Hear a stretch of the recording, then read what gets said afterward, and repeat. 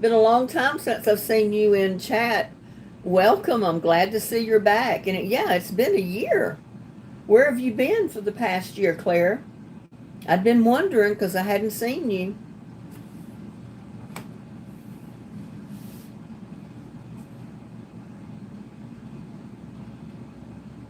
It shows I've got 7 people watching and only one person in chat right now.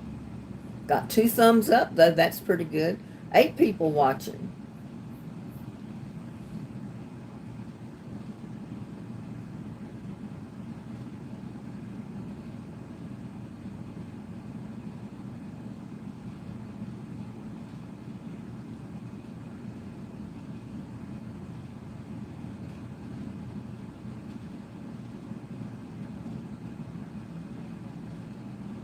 Yeah, I'm doing as well as can be expected, I guess, for my age. How are you doing, Claire?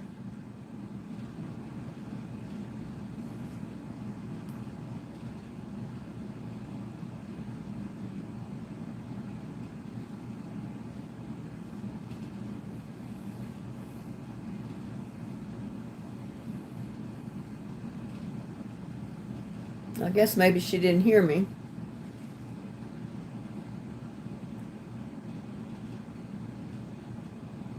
I guess y'all noticed the box that's in the thumbnail of the video. It's not been opened yet, so I'm dying to see what's inside. It just came today.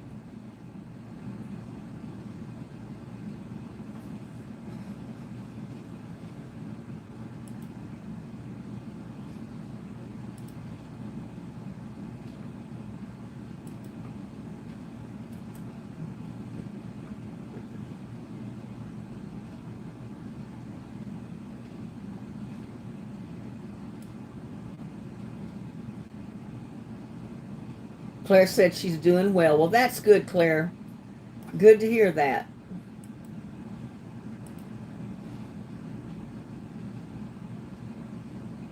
Yeah, anybody that I normally see in chat and then all of a sudden I don't see them for a long time, I always wonder about them because I'm hoping nothing happened to them.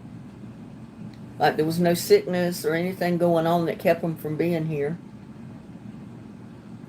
Just a girl in Vegas. Hello. Jumping in to say hi. I'm busy baking squash cornbread casserole tonight. Well, that sounds good.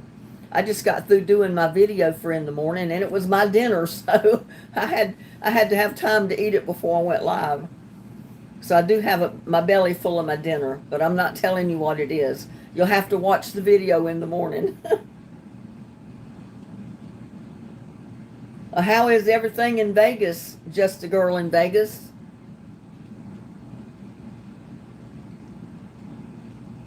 Oh, my garden is all messed up. First, it was raining so much and flooding so much that a lot of my squash and zucchini plants got flooded, believe it or not. So it stunted their growth to where I only got 1 or 2 little bitty yellow squash and maybe 1 zucchini. All the plants have died now of the zucchini and squash except for one plant, and I don't know if it's a yellow squash or a zucchini, but it's not producing right now because we've had triple digit weather for weeks now and no rain, so everything is burning up in the garden. And I'm barely keeping everything alive between the triple digit weather, the sun scalding the plants, and these Asian beetles coming in that I've never seen before. I've been having to fight them. I finally think I got rid of them, I hope. I sprayed pepper spray, and then I still saw 1 or 2 of them.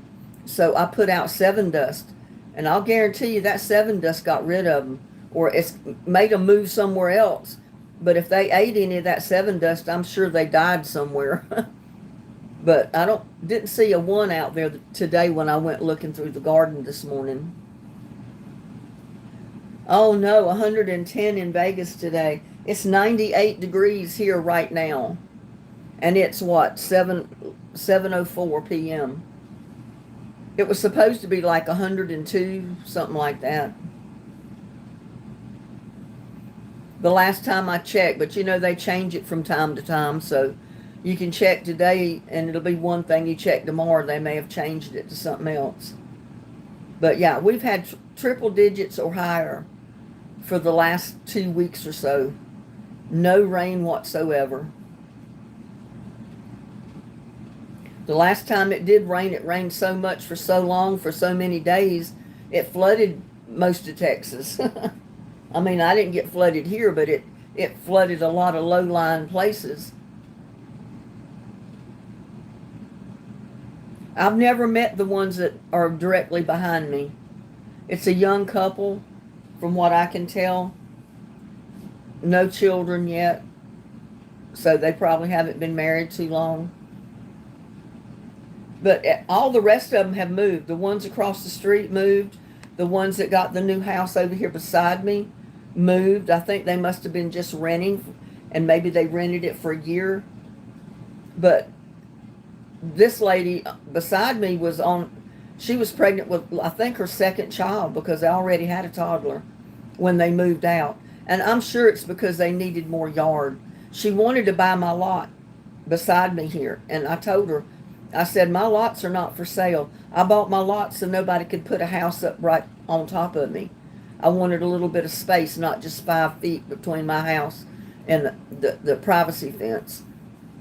And she said, well, that's what I want it for, so I know nobody can build over here. I said, well, I'm not selling my property. Sorry.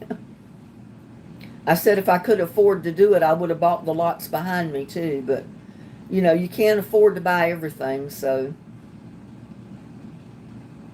But yeah, I mean, and the house down at the end of the street, that little brick home, brand new, they just finished it 6-7 months ago, maybe longer, and it's still empty. Nobody's bought it. It's for sale, but nobody's bought it. But it's right on the corner lot.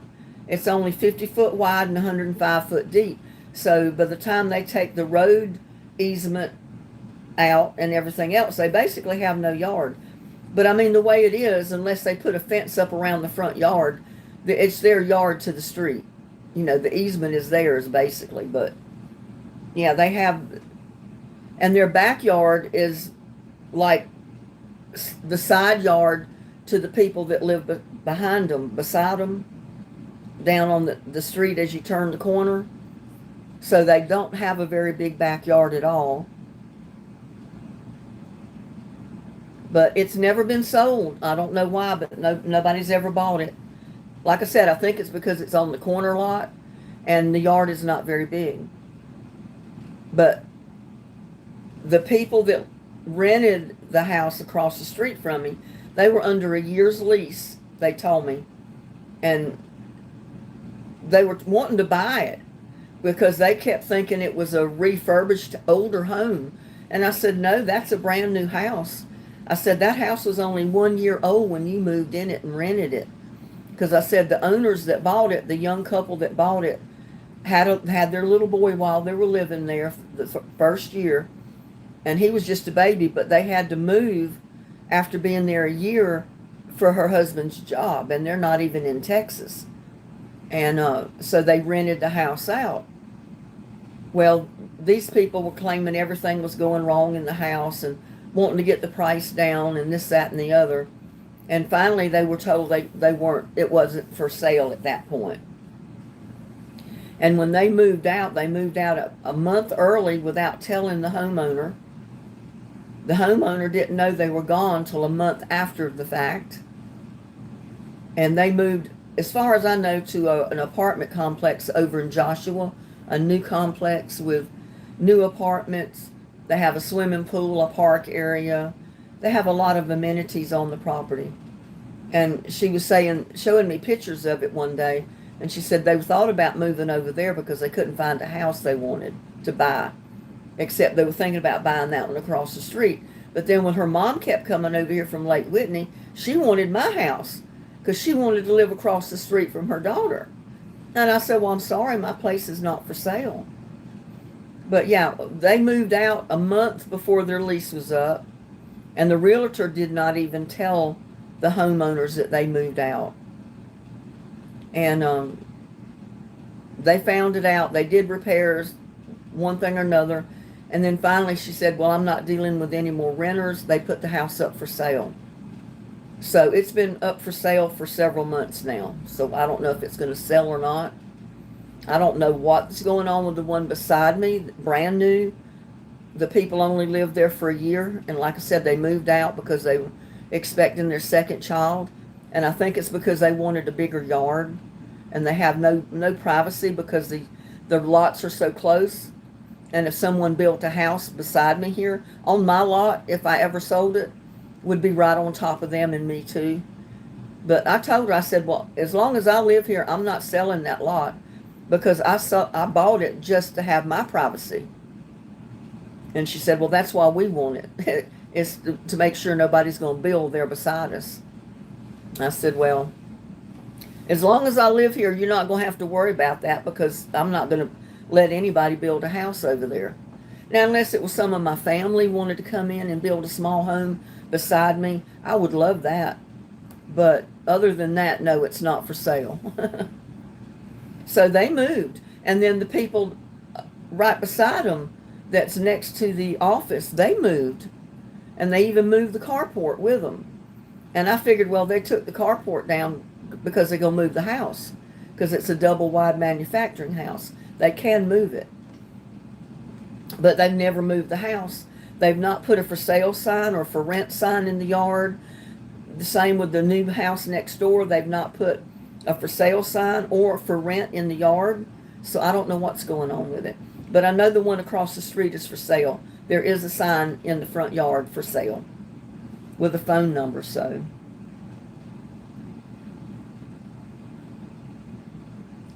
I'm over these triple digit temperatures just, yeah, it's, you can't get comfortable. When I go outside, like this morning, I was out there about 7:30 putting compost tea to my plants because by 8 o'clock it's too hot to be out there. I came in at 8 o'clock, my clothes were soaked, I changed clothes. I laid back down in the bed, thought I could go back to sleep and sleep for another hour or two. And I laid there, but I couldn't sleep. I rested quite a bit, though. But yeah, it's too hot to go outside and do anything. Lucky's been staying in the house most of the time. He went out just a few minutes ago because I think he might have had to go to the bathroom because he's been inside all day. And there's Kim Wilder. Hello, Kim. Yeah, there's a privacy fence up around their backyard, and which divide their yard from mine. So I've not met them. And I don't know who. It's a Mexican family that bought the house beside them. That, I've got two new homes built behind me, and they're both owned by someone I don't know because I've not met them. Yeah, the cat, he's outside right now. I'll have to find him. Y'all hold on just a second.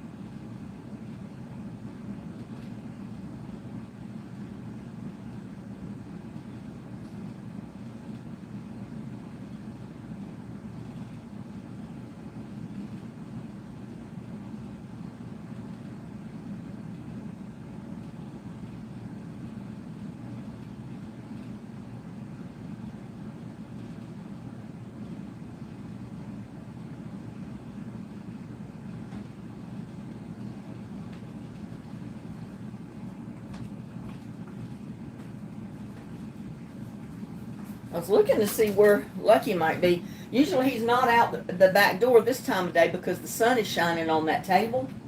Now in the wintertime he would be, but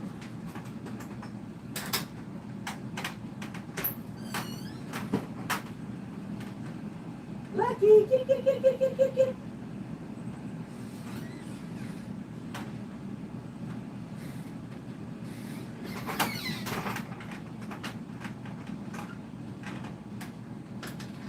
Yeah, he's not usually at the back door on that table this time of day because the sun is all over that table. Let me see if he's out here in the front.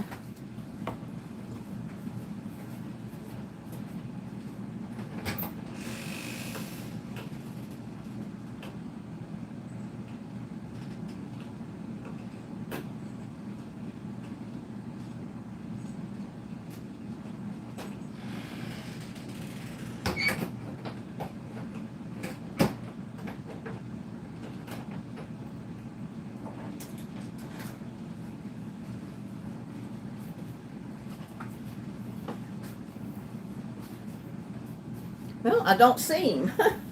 He's out prowling, I guess, or he found him a cool spot in the yard and went to sleep. The other cat disappeared. He's never come home, and he's been gone for months and months. So I don't expect to ever see him again. And I hate it because he was such a sweet little kitty. Little Buddy and Lucky both are the sweetest cats.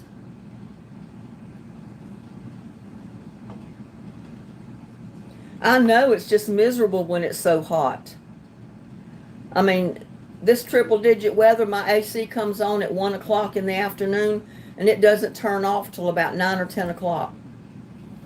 And then it'll start coming on and, cutting off, coming on, cutting off. But right now, it don't cut off at all. It just constantly runs.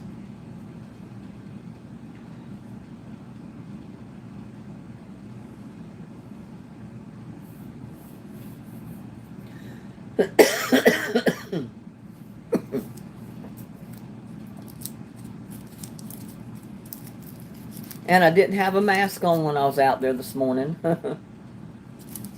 So that doesn't help my coughing any. I got 45 watching. We've been on for 18 minutes. I'll wait a little while longer and then I'll open my box and see what's in it because I'm curious. I want to know what's in it. It's pretty heavy.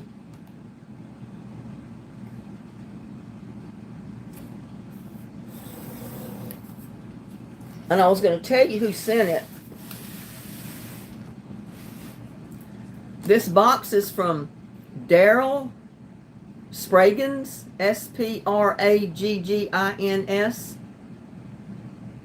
Ozark, Alabama. Boy, it cost quite a bit to ship it. That's the reason I can't send too much stuff now, because it costs so much for postage. I don't see how you could afford to send this box. It's so heavy. And it was only $34 to send it. Thought to myself, holy crap, that's a lot of postage.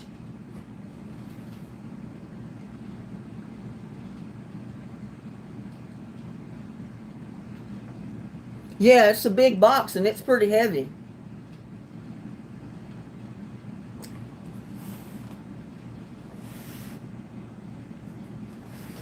It's a large flat rate priority mailbox. So anything you get in the box costs the one price. And it's pretty heavy and it's pretty full. So I can't imagine what's in there. Hi Candy Cane and Tamara Douglas. How y'all doing this evening? I thought maybe if I went live a little bit earlier, if I could, that maybe Jana would get a chance to pop in. I don't know if she works on Saturdays or not, but I know she gets up really early to go to work. And I'm thinking that 8 o'clock is probably too late for her to pop into a live. But that's okay. I mean, she's busy. She's got things to do.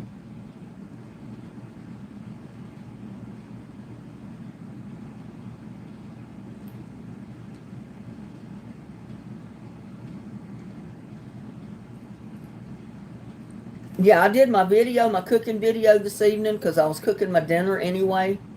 So I said I'm going to fix what I wanted because I wanted to go ahead and do the video too.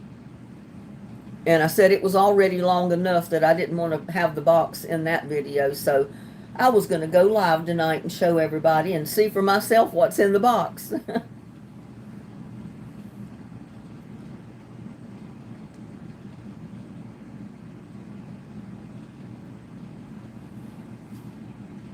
It's like I got about 46 watching, 12 thumbs up. That's doing okay. Now I'm looking for Gladys and Joshua and Jana and the other Tamara.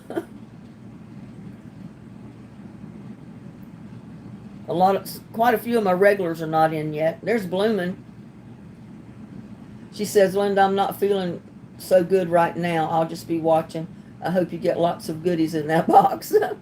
Yeah, I'm sure there's lots of goodies in it because it's pretty heavy.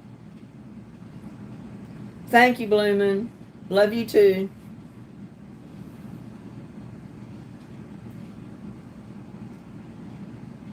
Candy cane's good.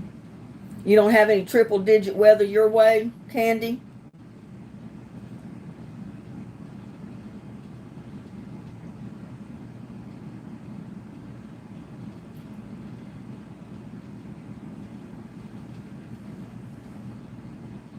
And there's Rodney. Hello, Rodney.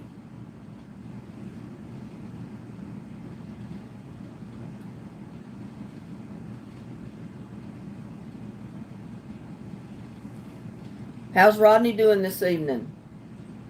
On this Friday night. Hello to you.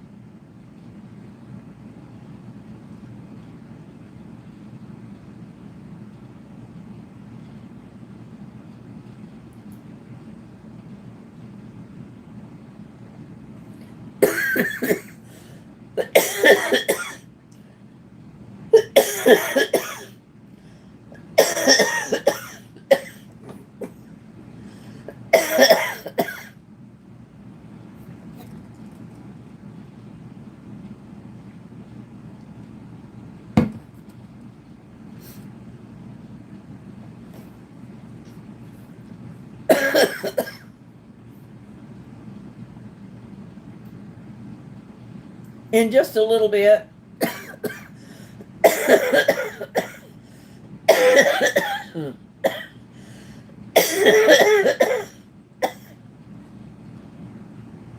It's 100 in North Carolina today. Wow. Yeah, that's hot for the Carolinas. It usually gets up to 96, 97. That's a heat wave.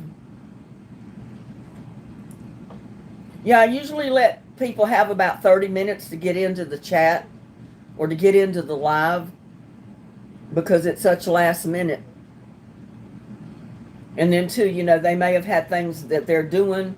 So I try to give them plenty of time to get into the chat or get into watching the live so they can see what I'm doing. Queen Green. Queen of Green. Worthington, Kentucky. You watch most every day. Well, I'm so glad you do, Queen of Green. That by that name, you must have a beautiful garden. And Karen Gardner is in the house. It's been real hot here. I'm just right at 3 hours away from you in Paris. And it's still 91, but thundering and windy, but no rain. Yeah, we don't have thunder, rain, wind, or nothing right now. Just the hot sun. And 98 degrees.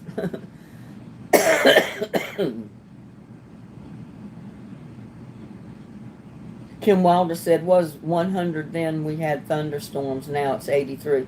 Oh, 83 seems like heaven. You need to send us one of them thunderstorms with lots of rain. My garden would jump for joy if we got some good rain right now.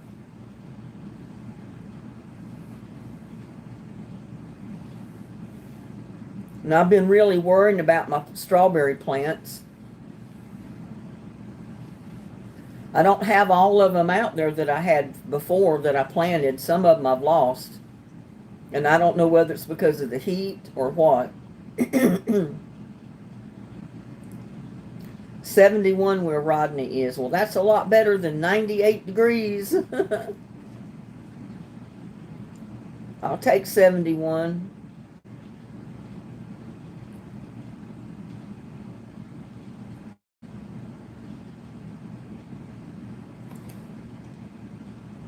We got a couple of more minutes. I think we've been on for about 26 minutes. And there's Linda 3853. Hi, y'all. We got a small shower this afternoon. Help. Yeah, it would help cool things off if we get a little shower.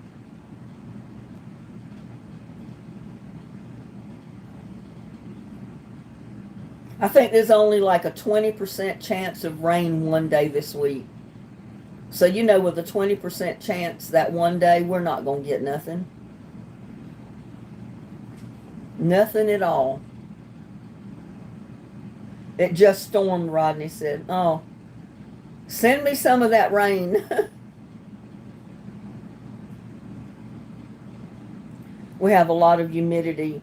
It's been 100 almost every day and now getting rain. Oh, yeah, so it makes it hot and steamy. That's the way it always is in North Carolina. You know, it don't get 105 degrees in North Carolina as a general rule. It don't even usually hit 100. But what heat they do get over 95, with the combination of the humidity with what rain they get, that 95 seems like it's 120 because you can't breathe the air. The air is so thick with humidity. It's like breathing in a thick shower with all the steam hitting your face. Do the rain dance. I don't know if I've still got a rain dance in me, Claire. Oh no, well I'm sorry about the flash flood, but hey, we need some rain. We don't need floods, but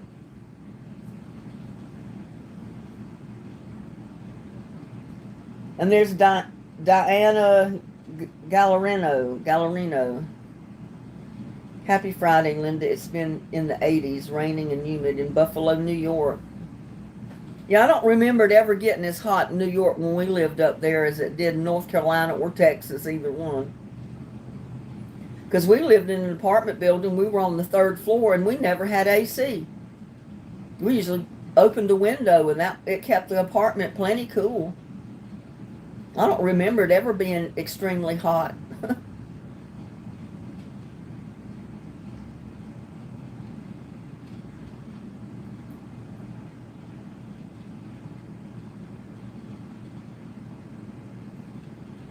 "28 minutes and counting. 2 more minutes and we'll be opening the box. I'm about to die to see what's in it."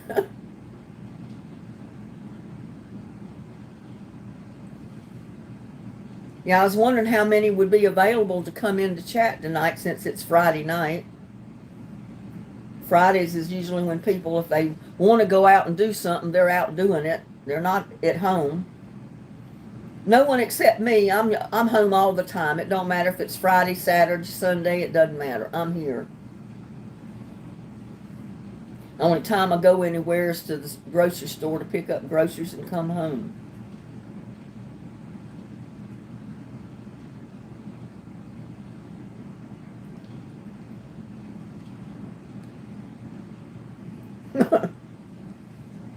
Claire, I don't know if I do a rain dance, we may get a flood. You reckon? We may get a flood.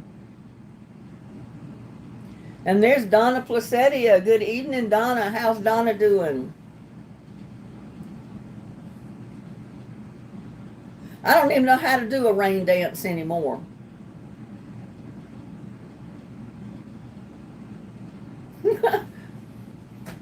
And then you can't see me when I'm doing it, the way the camera is, so. How did I do it before? Yeah. We need some rain, we need some rain, we need some rain. We need some rain. That's about as good as my rain dance gets. Donna's doing great. Well, that's good.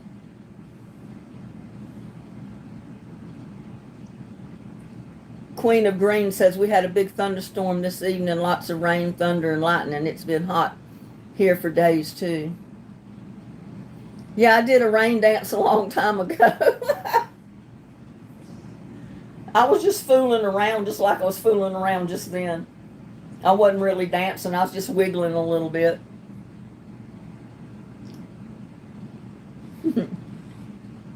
Rodney's dancing. Look at that. That his MU he put up there. Anything goes. Well, let's see what's in this box.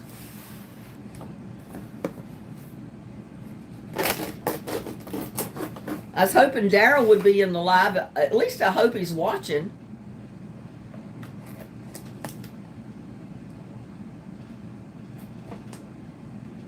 If I can get into it. It's taped up pretty good.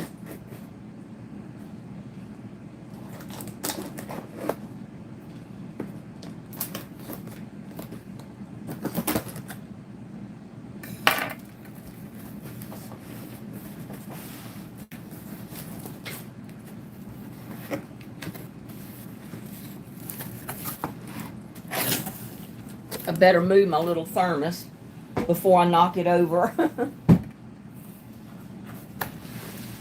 Oh, there's a card in here. Let's see what the card says. He may not have wanted me to tell it was him that sent it, and I've already told it. Look at that. It says, just a note. Little red pickup.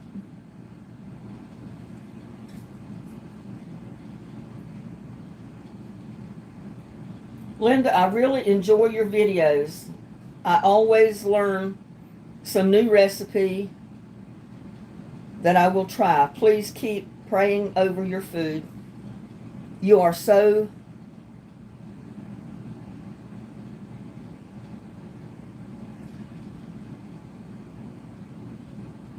can't read that word.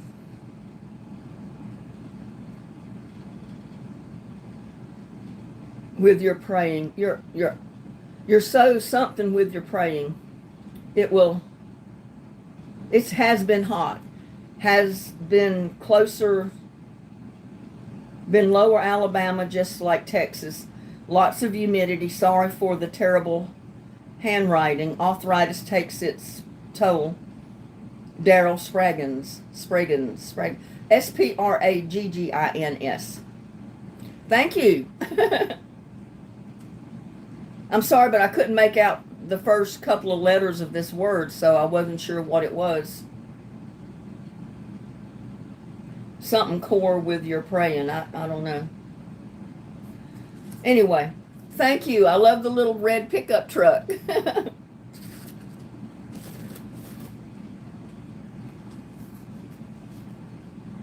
Oh, look at this. He sent me some magazines. Alabama Living.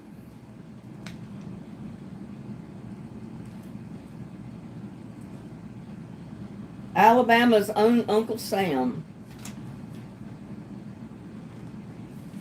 Well, I'll enjoy looking through this.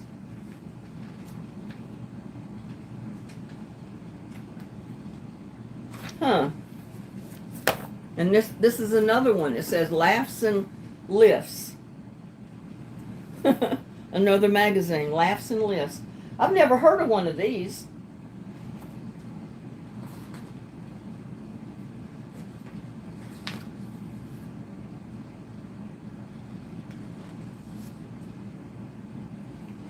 But I'll enjoy looking through this. I'm not going to take the time to read it all right now, but yeah, thank you so much, Daryl. And what is this? Texas state map highlights which way USA. I think it's a fun map is what it is. But it's a real state of Texas. Put it that way.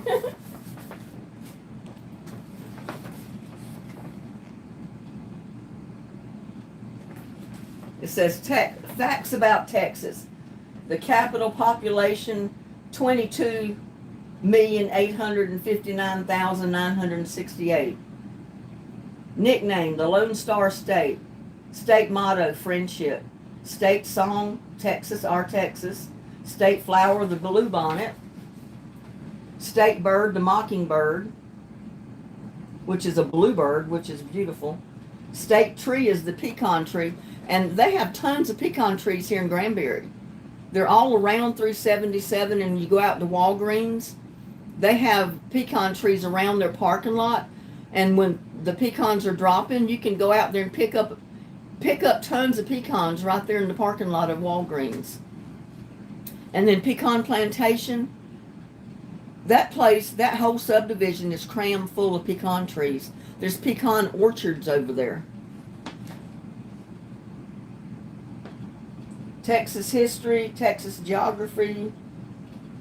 It's got rattlesnake down. It says, don't rattle me. More than 100 species of snakes slither around in Texas, including 10 kinds of rattlesnakes. I don't like any of the snakes, whether they're rattlesnakes or green snakes or chicken snakes or rat snakes. I don't like any of them.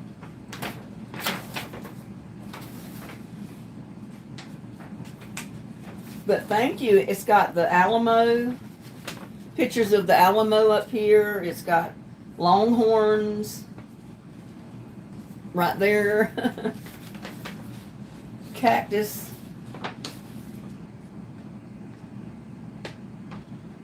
Galveston Island. Whooping crane.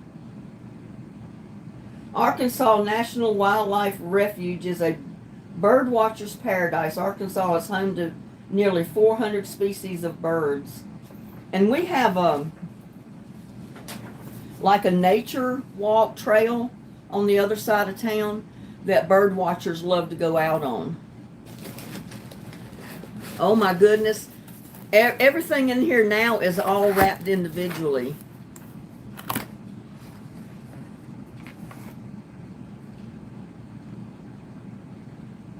Just trying to get my chat. Oh, Joshua's in the house. Hi, Joshua. Welcome to our live.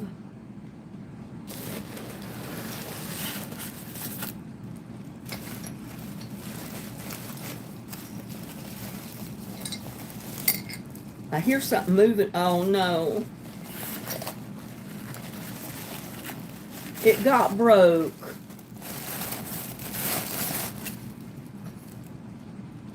This beautiful Florida cup got broke. The handle broke. I heard it rattling in the box. The handle's in pieces. Oh, I'm so sorry that broke. I don't know if I can glue it back together or not. But it's a cup from Florida. Look at that. Isn't that pretty? I'm so sorry it got broke. Maybe I can keep the pieces and glue it back together. I'll keep the pieces inside there. But thank you for the cup. Maybe I can glue it. I'll keep it wrapped up in this green paper so maybe I won't lose any pieces of it.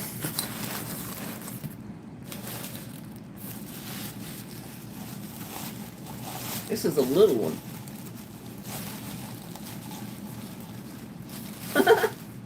Oh my goodness, it's one of the old-timey water pitchers. You know, people used to have the big bowls that went under them and the water on the top, and it was their wash basin because they didn't have sinks way back in the day. They had the water pitchers and a big bowl like I've turned into a bird bath out here on my patio. That used to have a big pitcher like this sitting on it. But I didn't get the pitcher. I didn't get a chance to get that. All I got was the big bowl. And they keep it in their bedrooms on their dresser top. And they keep the pitcher full of water. So when they went in and needed to wash up, they pour water into the basin from the pitcher. And they use that as their sink to wash from. And this is from the Alamo. Well, thank you. You must have went to the Alamo. It's pretty.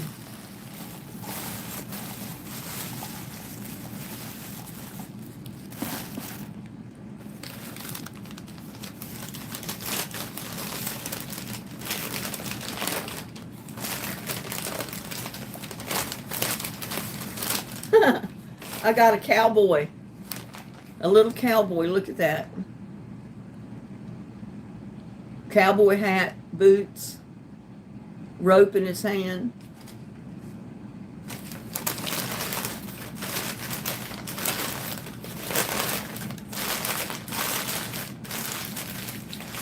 Thank you so much, Daryl. And there's so much more in here. And I'm running my chat away. Let me get my chat back up here.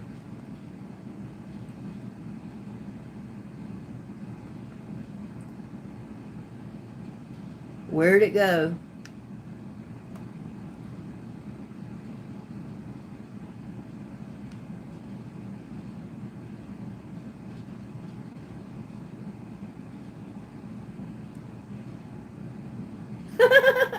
Just a girl in Vegas says, "Go, Linda, go." She must have been doing that when she saw me up there wiggling around. I don't have any idea what this is.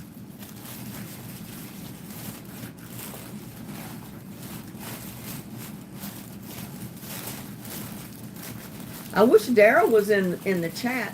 Maybe he's at least watching. I don't know.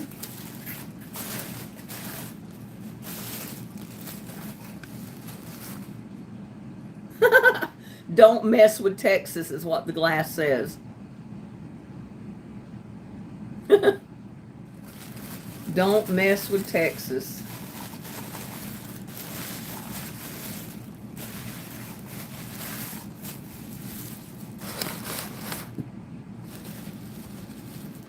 And here's another one. It's Austin.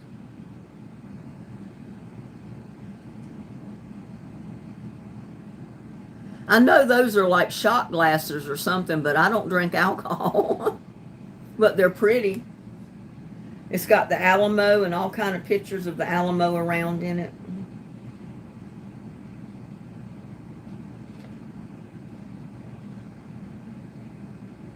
Littlefield Fountain. It's got Memorial Stadium. Texas State Capitol.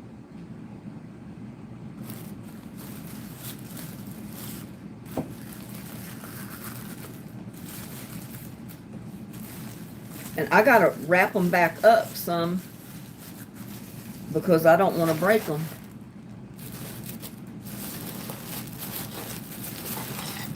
Oh no. The big ones got broke. The cups.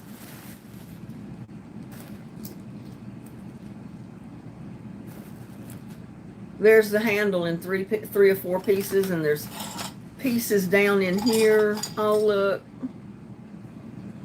This beautiful Texas cup got broken all to pieces. Look at that. The whole back of it got broke out. The handle got broke off. Such a pretty cup.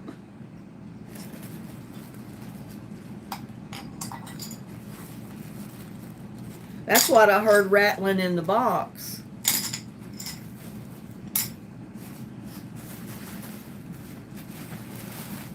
Priority Mail, I know, is, what is it? Is it insured against theft? I mean, loss? I don't know if it's insured against stuff getting broken or not.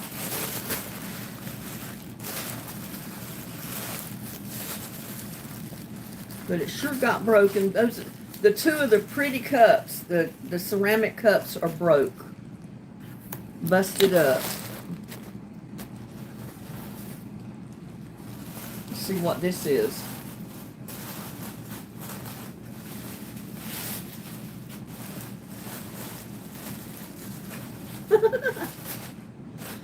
Y'all, I remember my mom had one of these. It's an old-timey egg beater. Look at that.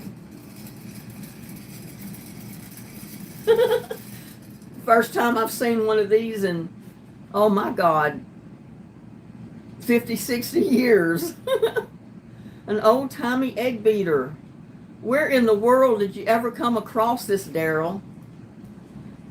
I didn't realize you could even get hold of one of these anymore. But I'll tell you what, they work and you don't need electricity. Look at that.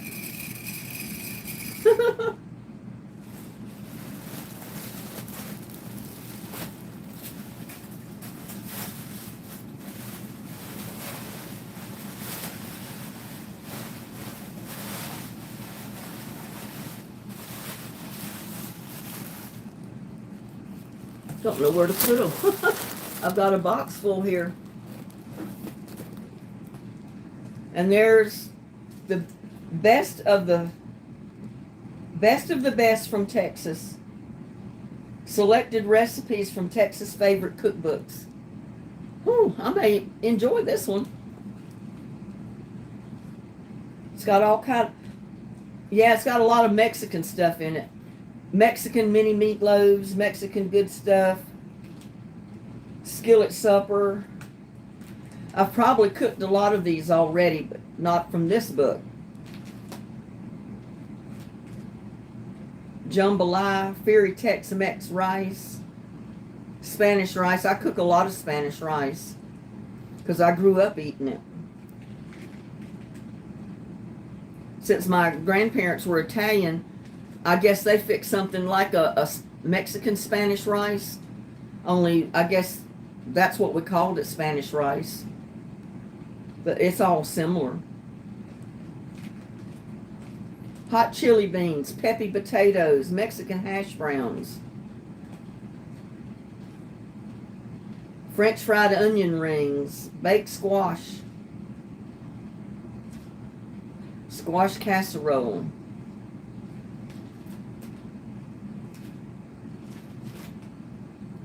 Yeah, I've been very disappointed in my garden this year. The weather has just not cooperated, and my poor garden has just been trash. And there's Alabama recipes. Look at that. Southern favorite for many years.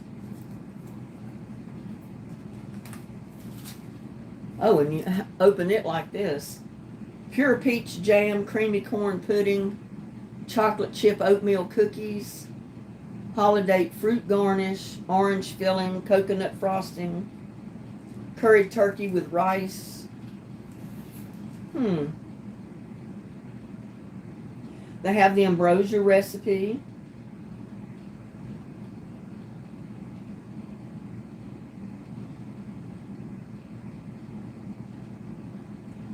It is made of oranges, grated coconut, sugar with wine added flavor.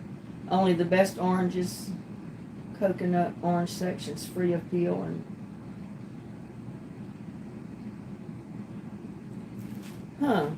Julia's lemon pie, River Forks pecan pie. They got some interesting sounding.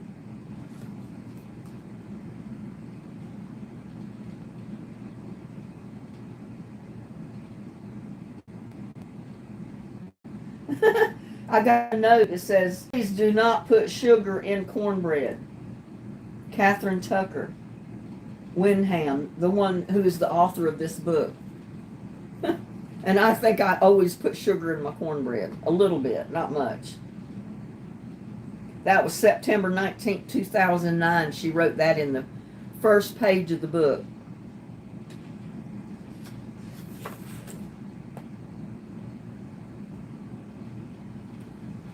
It's got recipes by area, like the coast, page 4, Piney Wood, 16, the Wiregrass, 30, the Black Belt, 44, Tennessee Valley, 62, the Appalachians, 78, the cities, 94.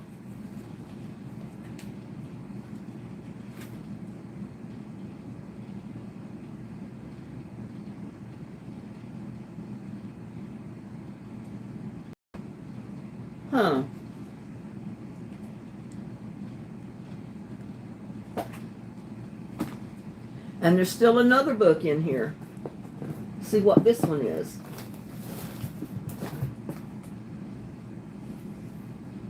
Lone Star Legacy. So that's a Texas cookbook.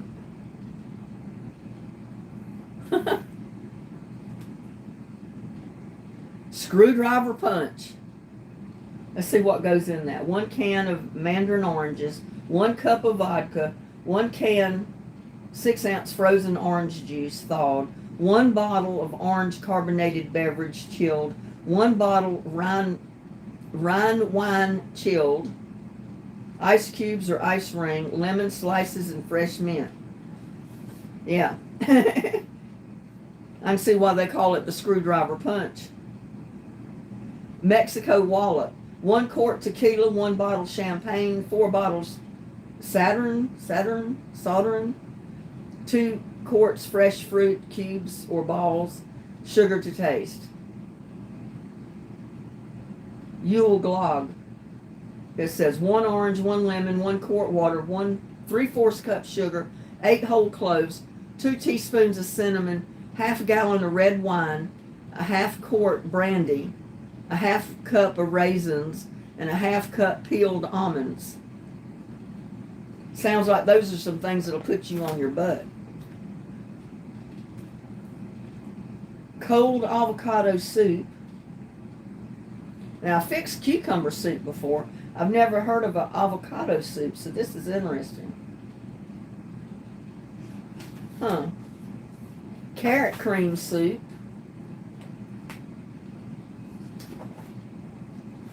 Deluxe pizza.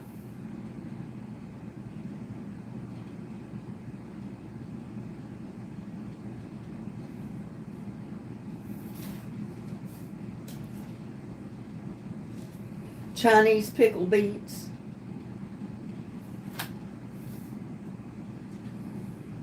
Sausage cheese grits. Spinach stuffed tomatoes. That sounds like it might be good.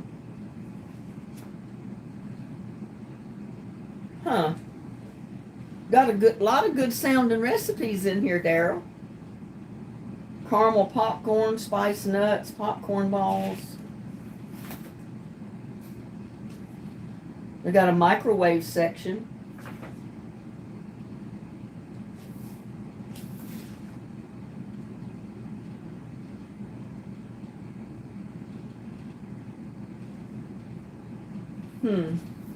Black-eyed pea dip. I've never had a black-eyed pea dip. That might be interesting. Let's see what else is in here. Here's another book. A Cactus of Texas Field Guide.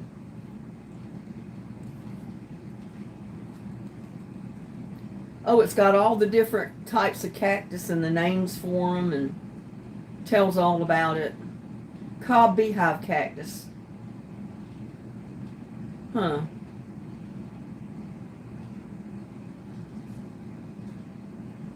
my goodness, there's a lot of... I didn't know there was so many different cactuses. Now, the coastal prickly pear, we got plenty of them here. My yard was full of them until I dug them up, because they were taking over my yard, but they're so pretty. Look at the way they have really pretty yellow flowers, and then you can eat that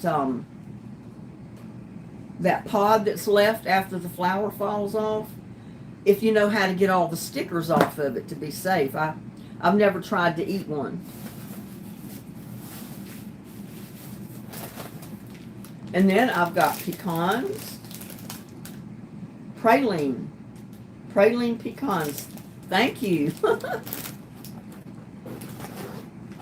And look at this, I've got peanuts.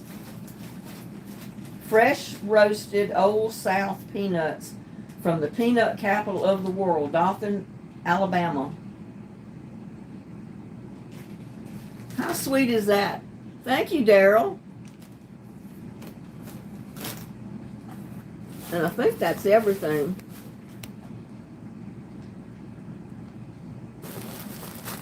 And I'll never get stuff back in there like it was, but I'm going to have to put some of it back in there because I don't have nowhere to put it right this minute. I have to put it back in there till I can do something else with it.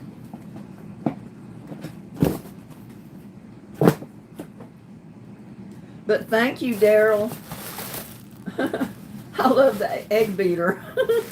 And I'm so sorry the cups got broken.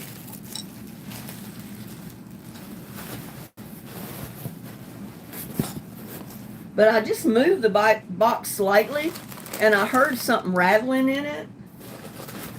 And I said, I don't know what that is that's moving, that's got a rattle to it. And I said, I hope it's not anything broken. But unfortunately it was, the two big cups.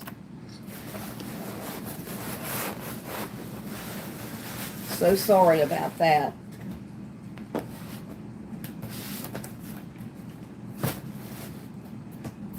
Oh, you can see why the box was heavy. Oh my goodness. It's heavy just getting it off the table.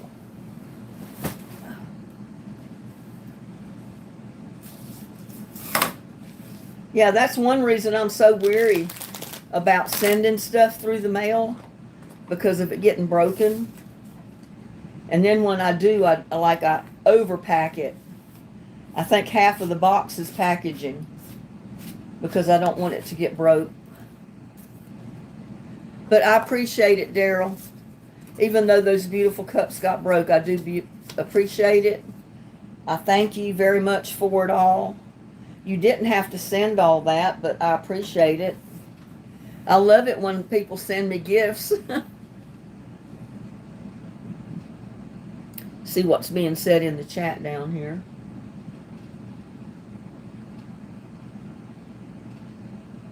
Yeah, it was. It was just really nice of him. I wish he was in the chat. But he's probably watching. He just don't want to come in the chat. Is what I'm thinking. I know. I remember the metal egg beaters. My mom had one so many years ago, before she ever got her electric mixer.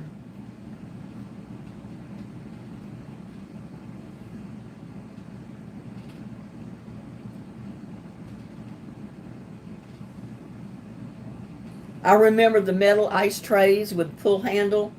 You know, it had like a handle you pulled up to release the ice cubes from the metal dividers. Used those for many years before the plastic ones came out.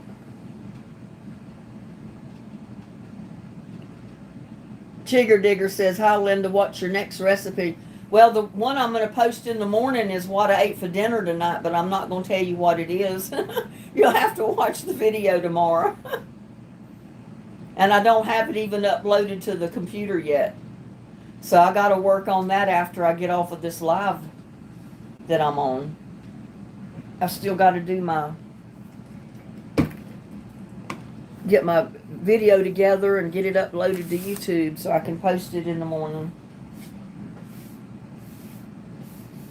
But I hate that about those cups.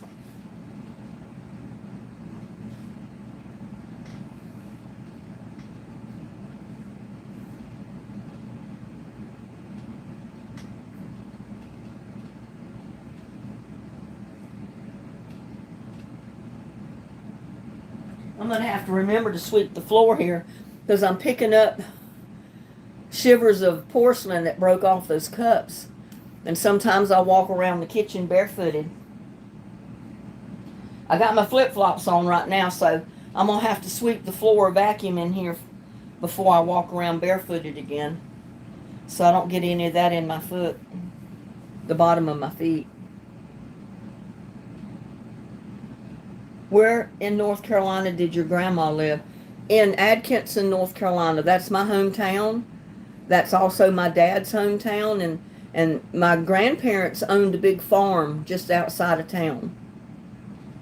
But we had a house that my dad built in town on a 2-acre lot when I lived back home. But that's where he was born and raised, just outside of Atkinson, North Carolina.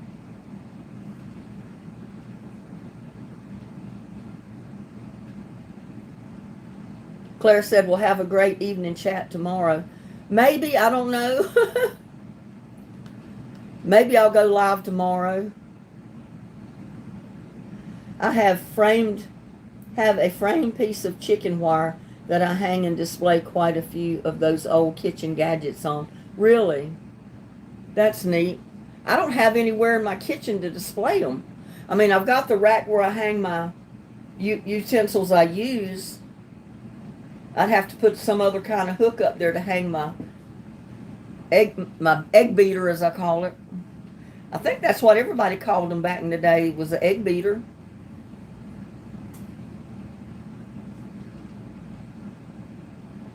Yeah, the cookbooks are something else. I might find some recipes in there to put in my videos. We'll see.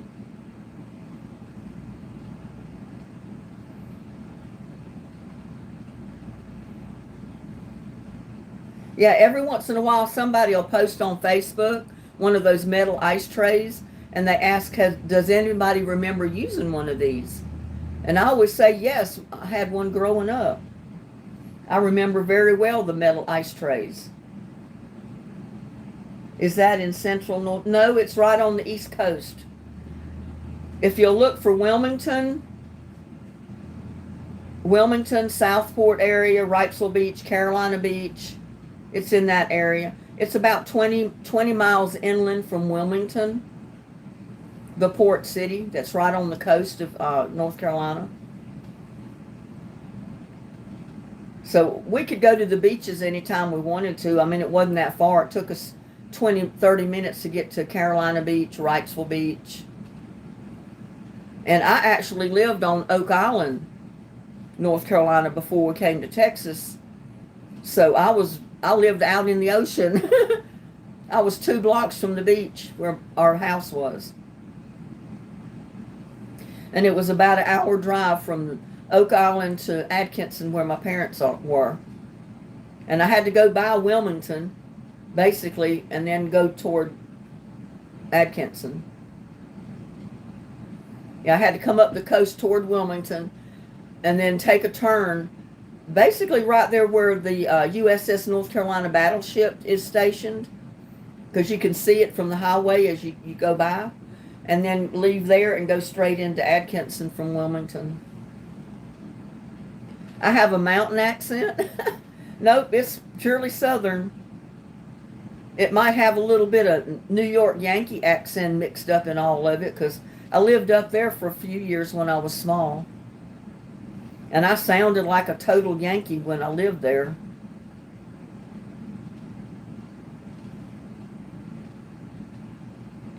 No, Chigger, if you're interested or if you're familiar at all with the coastline of North Carolina, it's inland from Wrightsville and Carolina Beach, Wilmington.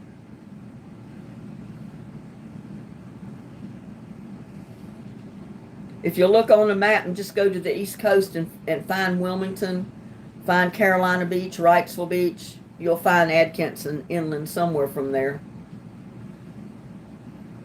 It's on most maps. It's such a small town, I don't think it's on all the maps. It's just a little crossroad town.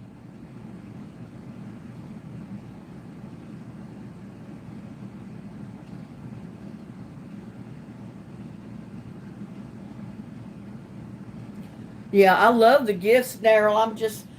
I'm so heartbroken that those 2 cups got broken, though. They would have made great coffee cups. Because you know me, I'm drinking out of that quart jar, and not quart jar, it's a pint jar, a whole pint of coffee at a time. And that's probably about 2 regular cup sizes of coffee right there. So those were my kind of cups.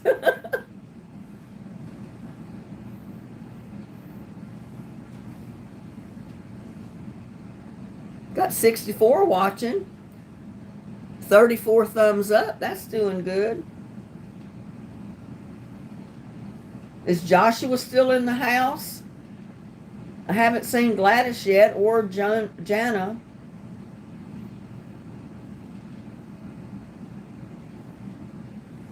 Yeah, my grandparents lived just right outside of Atkinson, my hometown, and they had a farm. They raised tobacco, corn. They raised their own hogs to butcher every year to make lard, and they had a smokehouse where they cured their bacon, their hams, sausage, all that stuff. No, my garden is not really producing anything right now. It's too hot. And I never did get a one cucumber. I got little baby cucumbers about an inch long, and I'd go out there.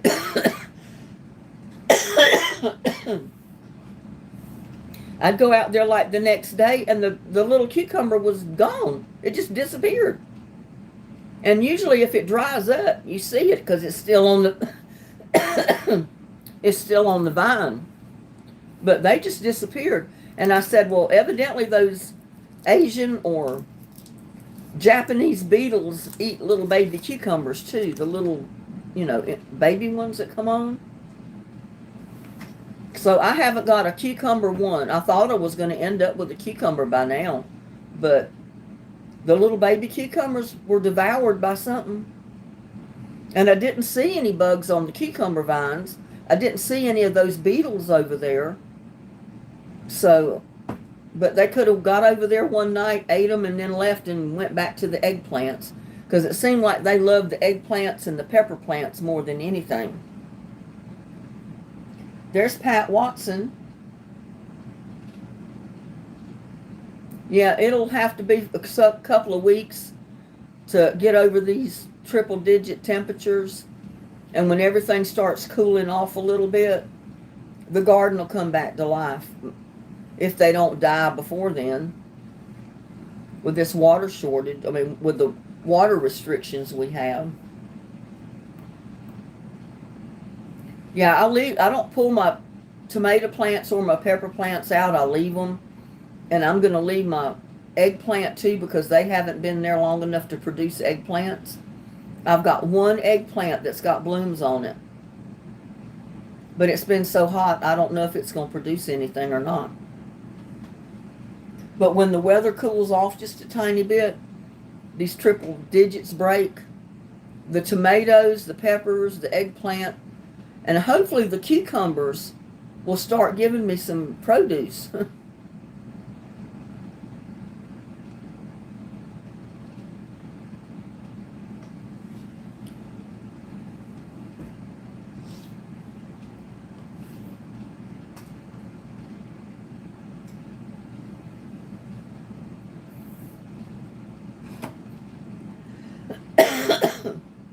How's Pat doing?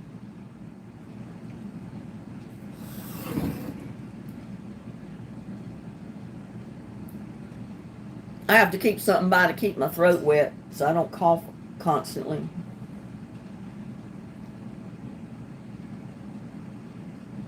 Your daddy called those orange-looking beetles tater beetles. Well, these, I looked them up, and they're Asian or Japanese beetles, and they will devour your garden.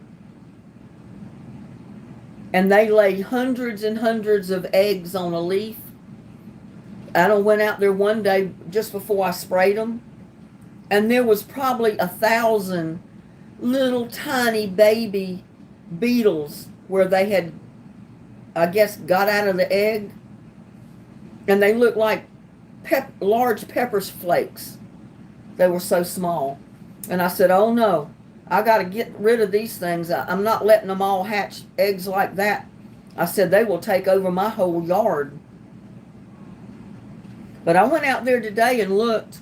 I picked the leaves up and looked under the leaves. I looked at all the eggplants in the garden. I looked at all the pepper plants that I had transplanted everywhere. And I did not see one of those beetles.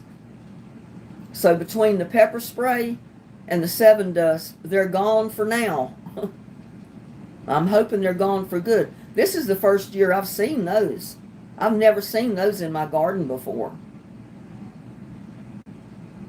Usually I'm bothered with maybe one tomato worm a year or some other kind of bug that would get on the eggplant and eat it, but it was not those beetles. Somebody told me they thought they were coming through Mexico because there's so many people coming into Mexico from so many other countries and then coming across the border that they're bringing a lot of that stuff with them.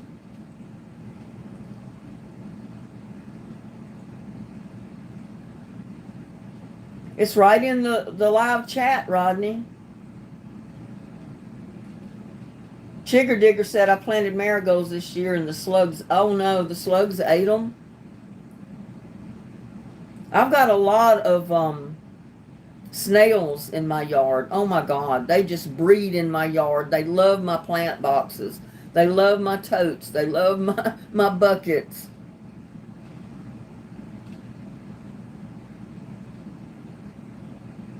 Linda, have you ever used borax? We get rid of ants with that stuff.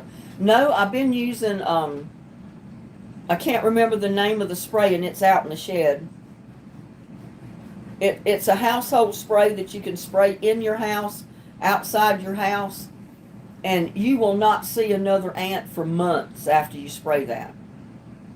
Because I was having a bad time with them getting in the house, and one of the subscribers said, get some of that stuff, and I did. I sprayed my house. I've seen one ant in here in probably 6 or 7 months. And it was a big one that come through the door.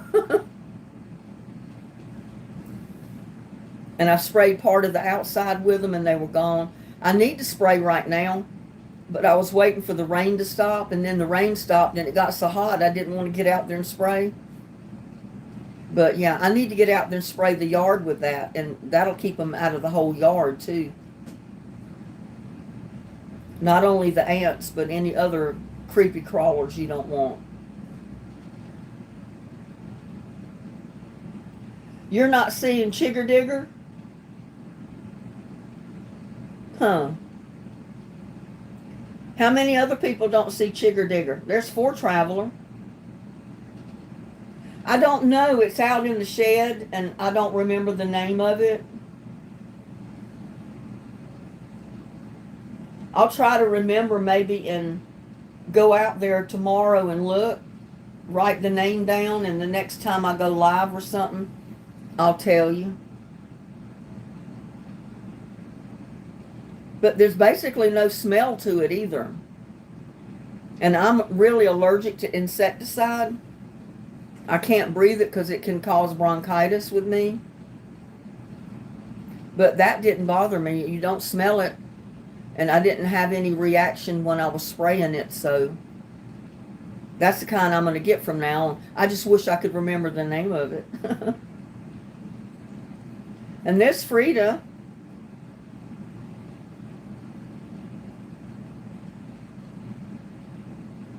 you're not seeing anything either, Candy Cane? Have you got yours on live chat or just on the chat box? You know, there's 2 options. Let me get back up here. You get live chat and just chat. And when I start my live, I always click on live chat. So that brings up everybody that's in a live chat and anywhere else. The other one I don't think brings up a lot of the live chat or something. I don't know.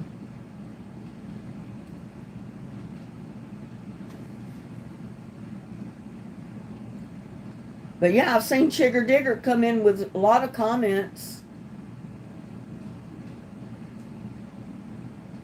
He's right after Rodney one time, just before Pat.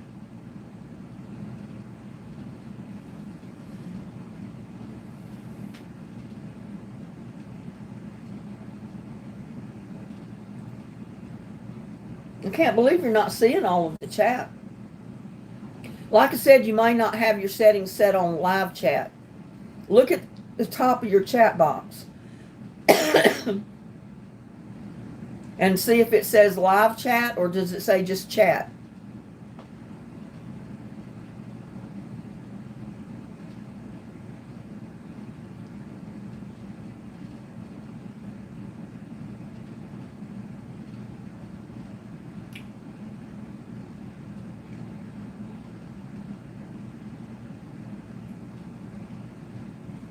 Hi, Frida.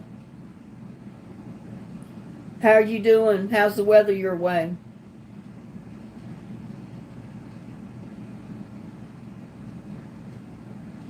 Candy Cane said I don't see him. Pat says she's on live chat and she doesn't see him. Huh. I don't know. I've seen him several times already.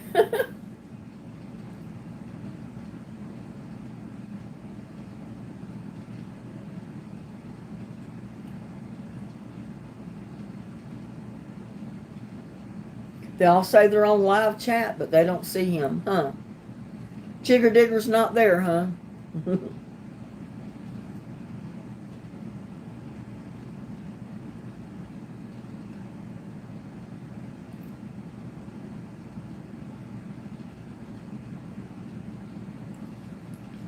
Bloomin' says, I'm on live chat and I see Chigger Digger. Bloomin' sees him. I see him. I don't know why everybody else is not.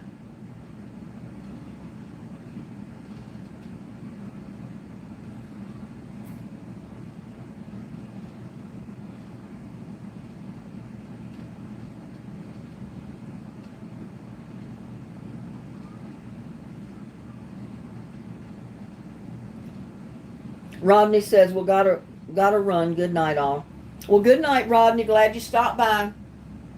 You have a good night. Sleep tight. Don't let the bed bugs bite. We'll see you next time.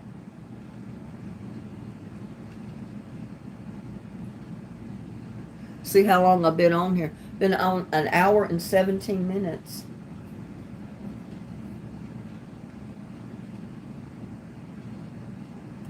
Okay, Rodney, until next time. Stay cool.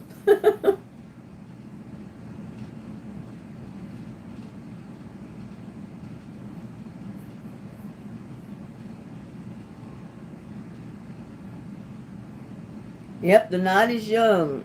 It's 8:17 p.m. here where I'm at, in North Central Texas. And there's Chigger Digger again. He said, my dad grew everything we ate. We didn't have running water. Water was drawn from a spring box. Huh. Well, my grandparents never had running water. She had water, but it was on the back porch and it was a hand pump. And that's how she got her water that she bathed in, she cooked with. She'd take a bucket out there, pump it full of water, fill the reservoir in her wood stove to get hot water. And they called it a trough, a water trough, because it was like a big, deep farm sink, but it was built out of wood. And you could pump your water down in that trough, wash stuff, take a bath in it if you wanted to. I remember the times I stayed with my grandmother, I washed my hair in that trough many a time. And my grandmama would pump the water for the water to come out and rinse my hair off. Yes, the monkey lights up at night. He's really pretty. I showed him in two different videos lit up at night.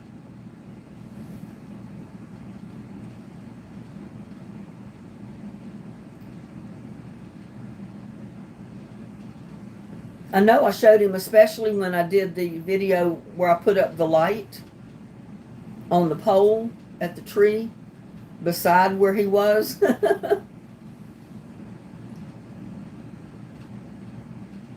He lights up pretty good.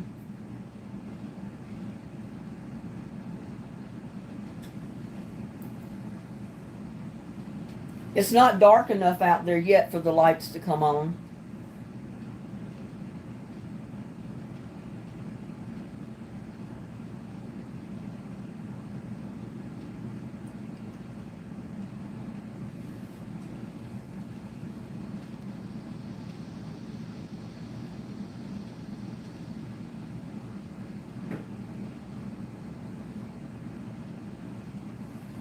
I tell you, I could not get motivated today. I did get up, like I said, and I got out the first thing early this morning and put compost tea to part of my garden until it was getting so hot I had to come in the house, and that was only 8 o'clock, a little after 8. And I finally said, I'm going inside. It's too hot out here. So I've been doing what little bit I've done in the house since. And I did go back to bed for a little while and just tossed and turned. I couldn't go to sleep. But my back was aching after I came in from watering stuff with the compost tea with the bucket.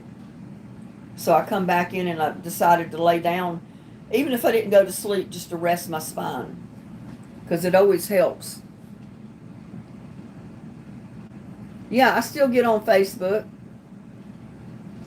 I keep up with my family on Facebook.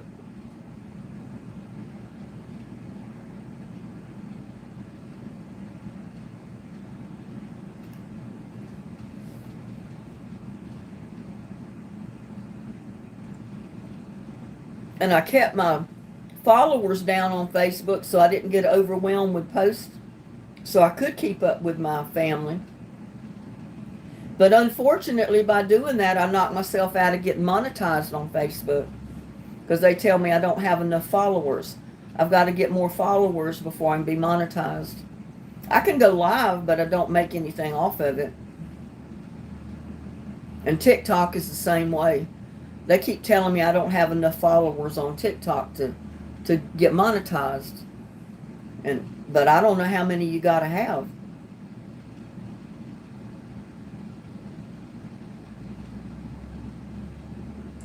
Sugar Digger says, I'm in Appalachia, North Carolina.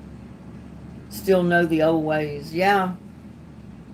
I'll tell you, some of those old ways are better than the new ways. I was watching a video the other day where on this guy telling about things of the past that are gone and why they're gone, like the smokehouses. In most states, people are not allowed to have a smokehouse on their property anymore. It's illegal. And you know why? It's because the companies want to sell you smoked meat. They don't want you to be able to smoke your own. And my grandparents smoked their own hams, bacon, sausage every single year, almost up to the time they passed away.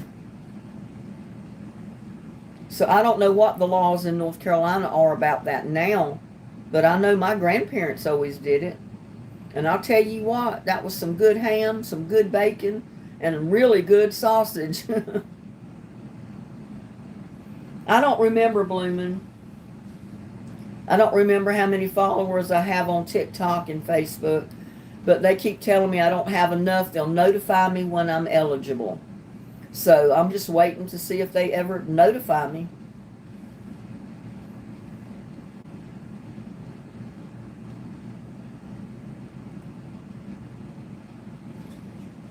Because I first started Facebook just to keep up with my family. Because I've got a brother in Tucson. He was in New York. I had other family in New York, North Carolina, and just spread out. And like I said, I purposely kept my followers down so I could keep up with my family's posts. Because, you know, if you have so many thousands and thousands of followers, there's so many posts coming through you, half of them you don't get to see because they're posting gone and other ones have come in. So I kept it down just for that reason, so I could keep up with my family's posting pictures of family members and stuff like that. And it kept me informed of what was going on with my family in North Carolina and in Arkansas, New York. I've got 2 nephews in New York. Well, one of my nephews now with his sister are living in Washington State because their mom and my nephew separate or divorced. So he's still in New York. They moved to Washington State where she's from. And Scott went with them. I think Leanne stayed with Mark.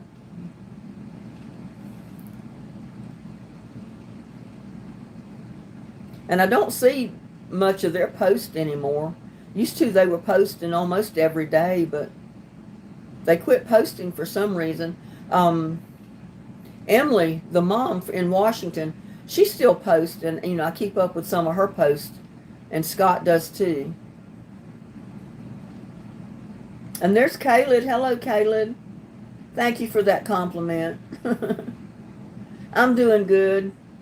How are you doing, Caleb? How's that little boy?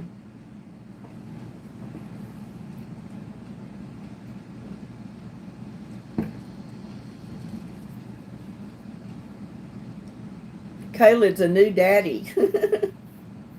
Well, fairly new. It's been a few months.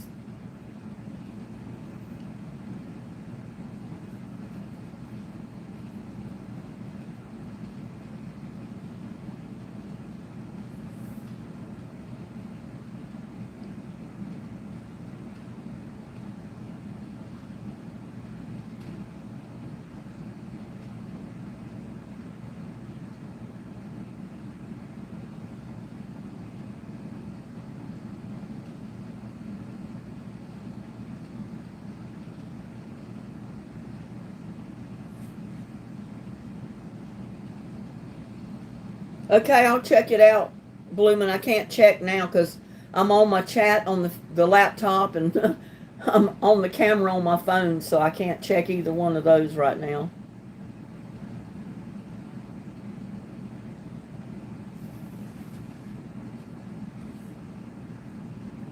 Yeah, they got some good old-timey ways in Appalachia. One of my sister-in-laws, my brother's wife, was from Tennessee, up in the mountains. Unfortunately, she's passed away. She passed away last year. So my brother sold the house there and he moved to South Carolina where his daughter's at.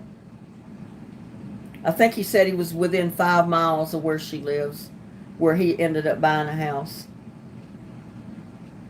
No, all my family's in North Carolina. I got my older brother's in Tucson, Arizona now. He was in New York, but he's in Tucson now. My other brothers, I've got 5 brothers. The rest of my brothers are all in North Carolina. Several of them live right there in my hometown.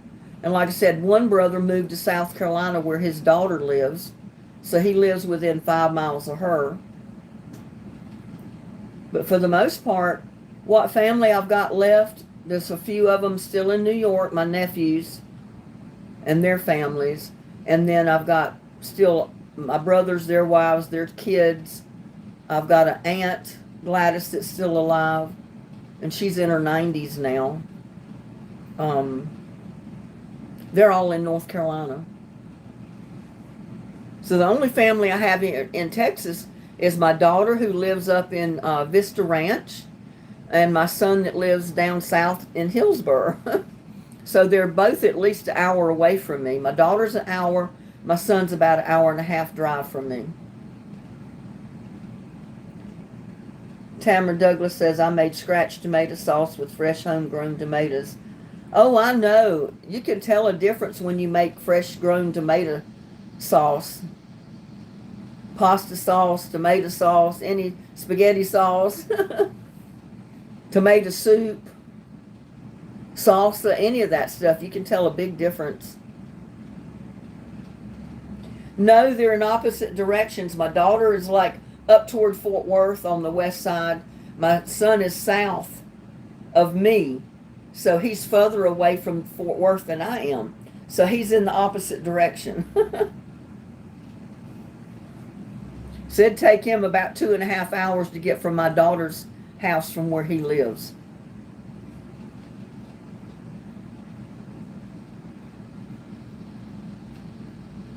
I'm in the middle, kind of, so to speak, of where he lives and where she's at. But my son is on call all the time. He works all the time. And he's so busy at home, I hardly get to see him. I never get to see my daughter and her husband anymore. It's probably been 6 or 7 years since I've seen my daughter.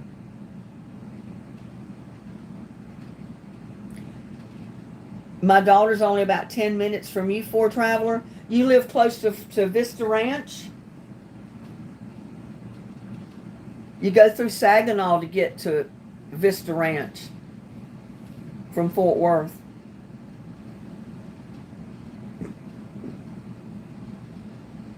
So you must be familiar with Vista Ranch, For Traveler. You say you're 10 minutes from where she's at. They're all beautiful homes up there. I could never afford one, that's for sure. I said those people are paying anywhere from $7,000 to $10,000 a year just in property taxes. I'm just west of Eagle Mountain Lake. And see, I'm not familiar with where Eagle Mountain Lake is. I know Saginaw, Fort Worth, but I don't know the other places around there.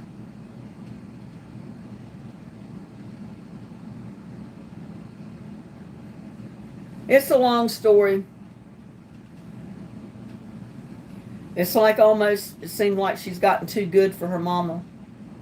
I don't have a high dollar home.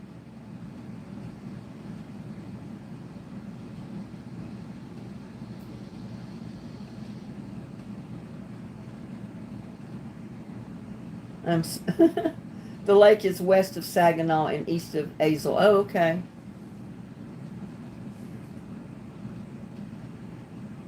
I've heard of the lake before, but I've never been there, and I can't, I couldn't really visualize where exactly it was.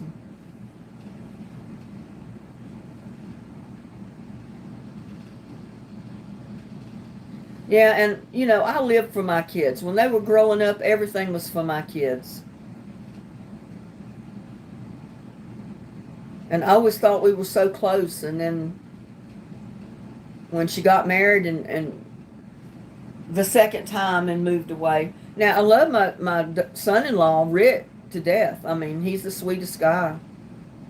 I've never had any problem with him. I don't think he's ever had any problem with me. But my daughter, she never wanted to have kids, so they've never had any, even though he would fill the house if he could. Um, and it just got to the place where she felt like she was above us, me and my son, not just me. I don't think my son has seen her in years either. He may have texted her or, gotten a text from her, but that's about it.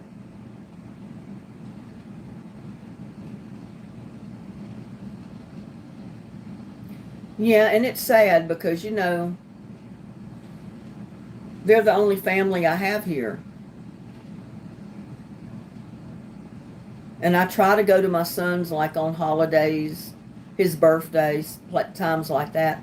Even though I don't get to go every time, I try to go at Christmas time, Easter time, his birthday, special times. And the same way with my daughter, we all tried to get together, even if it was to meet halfway and meet in a restaurant and have lunch together or something. But we don't even do that now.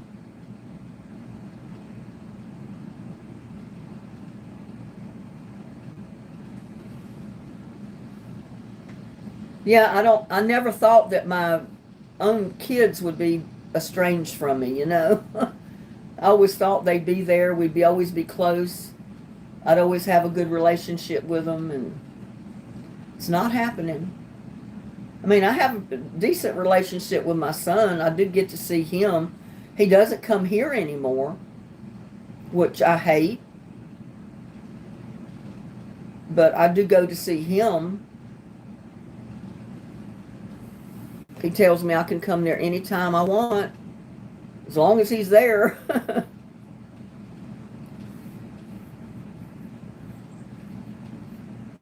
Chigger Digger said my kids grew above their raising. Yeah, I guess that's what you could call it. Yeah, I like to be still in both of my children's lives. I don't interfere with their life or run their lives. Once they become of age, I told them, I said, you're your own person. You make up your own decisions. And in doing that, you know that you're responsible for the decisions you make. I never forced either one to leave my home. They were welcome to live here as long as they wanted. Um, when they left, it was by their own choice. And they were of age to do that. So, once your kids become adults and of age, there's not a whole lot you can do as far as telling them what to do. You can't do that anymore. They're their own person. They're responsible for themselves. They make their own decisions. Exactly. You never get so high that you can't come crashing down. And it's not all about the big fancy house and the big fancy car. It's about family to me. My family always meant more to me than anything. We had a big house when I was growing up, a house my dad built. And like I said, I had 5 brothers, but we weren't rich people. We were poor folk.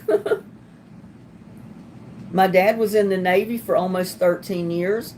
He got out of the Navy because Mom gave him an ultimatum. It was either the Navy or his family.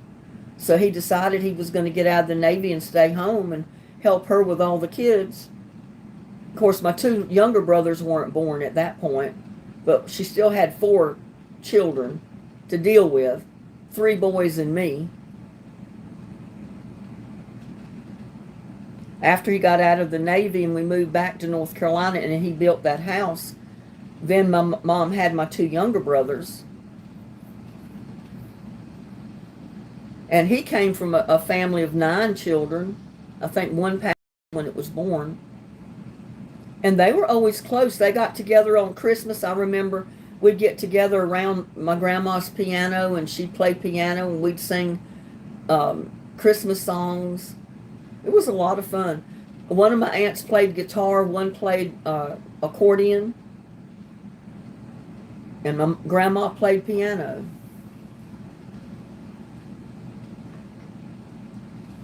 And my aunt said the same thing. My Aunt Gladys, who's still alive in her 90s,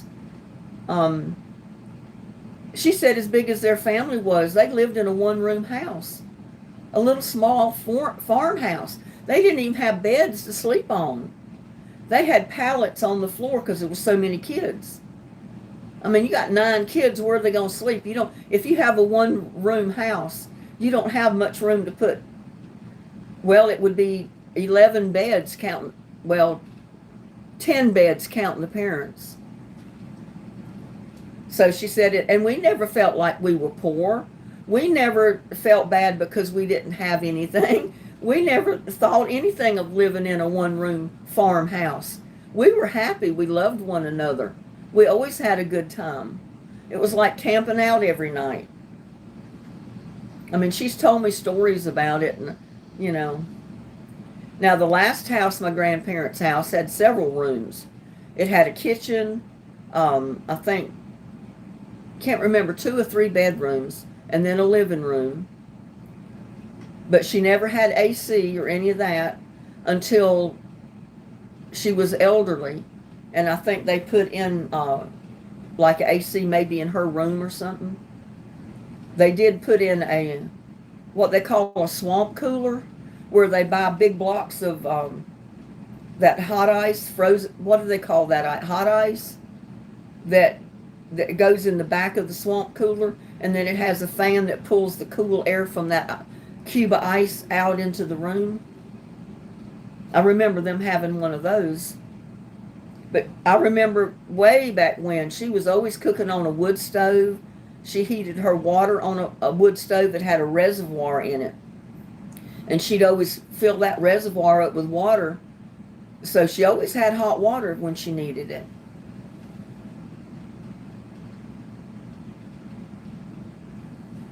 Dry ice, that's what it is. I couldn't remember the name of it. But they used to get it in great big blocks. I remember it filled up the whole back of that swamp cooler. But for many, many years, all they had was like a fan in the window, or we'd be sitting out on the porch. I remember many a night, my grandma would be sitting out on the porch in her rocking chair, and she would turn her rocking chair around facing the house, have the window open, and she was watching Elvis Presley on the TV from the porch, because it was cooler out on the porch than it was in the living room. And she loved Elvis. She never missed a show that Elvis was in. She watched every one of them. He was the man for her.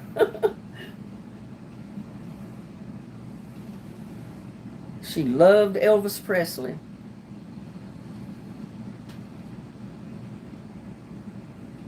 And like I said, I remember me and my cousin when we were little girls, it'd get so hot and it would start raining.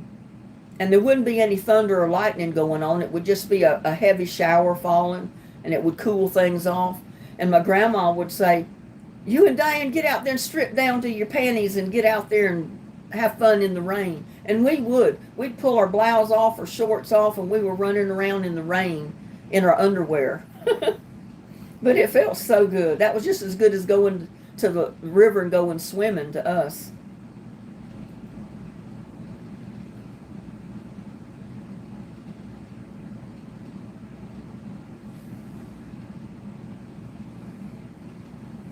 Well, like I said, I'm not going to go into detail, but there's a few issues with all of it. So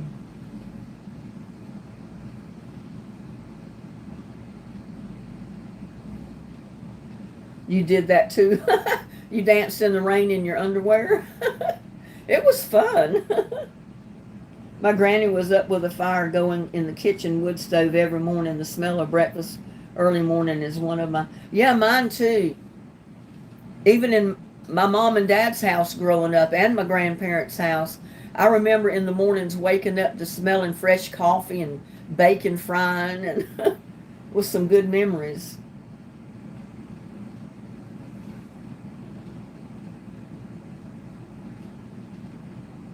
Good memories. And you know, I believe in creating good times. And I know I've had some good times growing up with my family, you know, my cousins. We had good times. We had some bad times, but we had good times too. And I remember more of the good times than the bad ones. I do remember my cousin Robert, and I probably have mentioned him many times in some of my videos and lives. He was just a hell on wheels. I mean, he wasn't like, well, for one instance, they lived in a house, my aunt and uncle, with him, Robert, who we called Duty. And he got the name from his little sister who couldn't pronounce Robert, and she always said Duty, Duty. So the name stuck. Everybody known him as Duty. We called him Duty. And I'd go up to the hog lot with my grandmother to feed up, which was right across the dirt road from where their house was. He'd come running out there, and he'd get in that hog lot. He'd get up close to one of those old sows. He'd jump on one of them's back, hold the ears, and that old sow would take off running and squealing, and him hanging on for dear life. It was the funniest sight. He'd hang on and ride halfway across the field before that hog would throw him off. I said, one of these days you're going to get hurt. But then another time, my grandparents had an electrical fence around the hog lot. It wasn't strong enough to kill them or anything, but it would give them a shock enough that if they got close to that fence and they touched it, it would shock them enough they backed up and stayed away from it. And that kept them confined in the hog lot. Well, my cousin said, Linda, and she had dog fennels growing everywhere. He said, now if you take a dead one and put it on that fence, it's going to shock the daylights out of you. But he said, you can take this green one, the one that he just broke, and he said, you can lay this one over there, and it won't hurt you. You can't feel nothing. Well, I kept telling him I didn't want to do it. I wasn't going to do it. Well, finally, he talked me into taking that dog fennel, and which it was about 4 or 5 foot long. Seemed like, I don't remember much. But he talked me into just touching the wire with the end of that dog fennel. I stood there like that. And when you're getting shocked like that, you can't turn it loose. I'm just standing there holding it, and I'm shaking because I've got that current going through it. And it's going through me. And my grandma happened to see it, and she picked up a board or something and come running up there, and she threw the board on the dog fennel so it knocked it down off the wire. And I was able to turn it loose. And then she went after him. Oh my God, and he ran. He ran for dear life. He knew if my grandma had caught him after him doing that to me, he wouldn't have any skin on his butt. He wouldn't be able to sit down for a month or more. I laugh about it now. I mean, it didn't hurt me. It scared me, and I couldn't turn loose.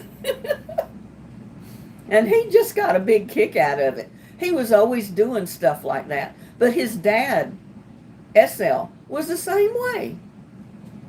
He was always playing tricks and pranks on people. I think I told y'all about the time he was walking around White Lake because my Granddad worked up there in the bathhouse in the summer, a lot of times. Well, he was walking around White Lake one time and he was going to play a prank on the kids.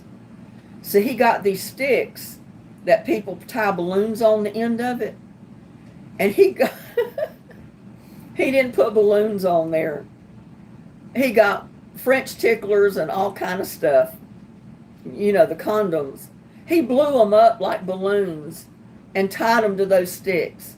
And he was walking through White Lake Beach Resort, handing those things out to the little kids. And later you'd see the little kids walking around with them on a stick until their parents realized what they had. And my uncle just laughing his butt off. I mean, I didn't see it, but I've heard stories told about him doing that.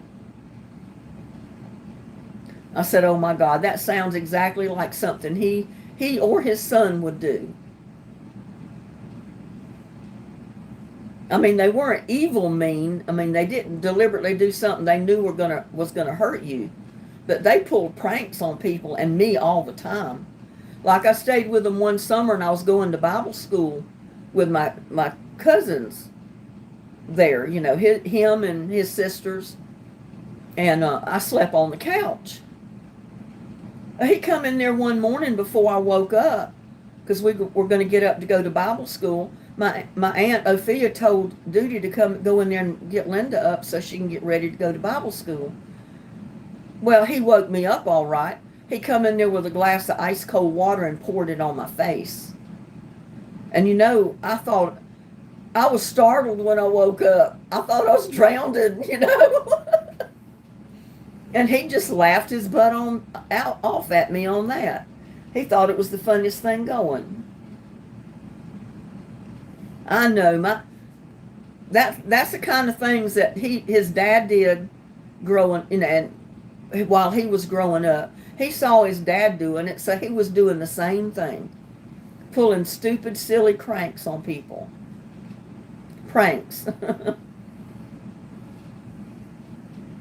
Like one of my other uncle and aunt, my Uncle Clyde, who was a lineman for the electric company, and my Aunt Emily. It was Emily and Clyde. He would tell us stories. We'd be at my grandma's for dinner, and a lot of the family would be there, and Emily and Clyde would be there with their daughters, my cousins, and he'd sit there and start telling all the stories when he first started seeing Emily, and he'd first come to dinner, and right after they first got married, he said she started gaining weight. And she started laughing at him, and she said, well, you tell them why I started gaining weight. So he did. He proceeded to tell us that when they were sitting down to eat, every time Emily would turn her head away from her plate and away from him to look at some of the other family talking, he would just nonchalantly take a spoonful of his potatoes or beans or whatever he had on his plate, and he'd dump them over on her plate. So no matter how much she ate, she was eating his and hers too. Until she caught him and realized she was eating his food and hers too. And he thought that was a big joke. He said, she said, well, you must have wanted me to gain weight. You kept slipping your food in my plate. I never got to eat my plate because you kept putting more food in it. So there was a lot of good times that I remember of my family growing up. Yeah, could you imagine sitting there at a big family dinner and you're talking to your family, having a good time, and it seems like your plate's never getting empty, and you're eating and you're eating, and every time you turn your head, your husband's dumping more food in your plate. Or if he'd get a bowl of something to put more stuff on his plate, when her head was turned, he'd put more in her plate too. Yeah, when he'd tell that story, she'd just laugh at him.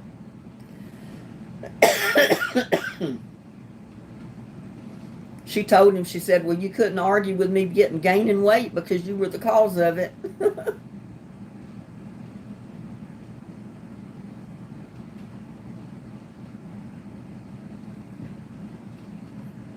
I don't know. I don't remember drinking raw cow's milk because I've always been allergic to fresh whole milk. I can't drink whole milk. I throw up.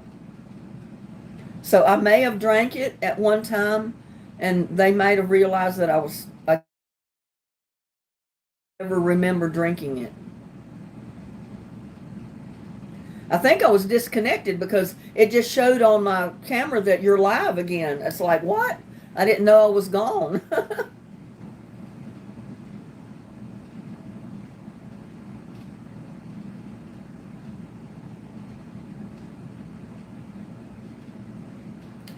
What Pat Watson says, Linda, I watched the replay last night and I decided you should have been a talk show host.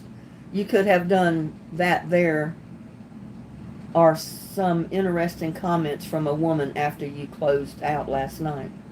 Really? I'll have to check that out. I hope they were good comments. Yeah, I can't drink raw cow's milk or whole milk from the store. If I drink milk from the store, it's got to be 2%, and I hate the taste of it, so I usually don't drink it. And if I do drink it, it's got chocolate in it to make chocolate milk. That's why I use a lot of the evaporated canned milk.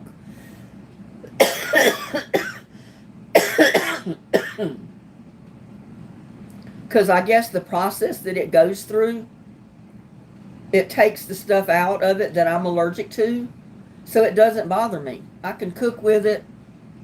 I can make my milk gravy with it and eat it, and it doesn't bother me.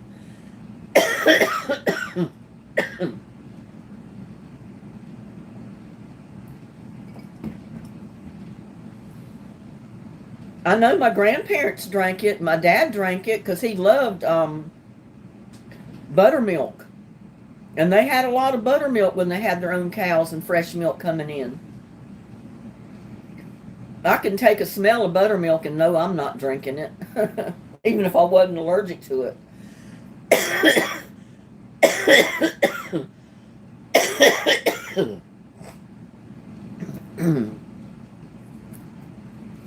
Yeah, once in a long while, I'll buy the 2% chocolate milk when I go get groceries at Walmart. But I don't even buy that very often. Usually if I do buy 2%, it'll be the white milk.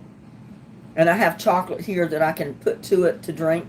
That way I can use some of it to cook with if I want to. But I don't buy much of that. I usually just buy the canned milk, so I don't have to worry about it going bad so fast. And I can keep it, you know.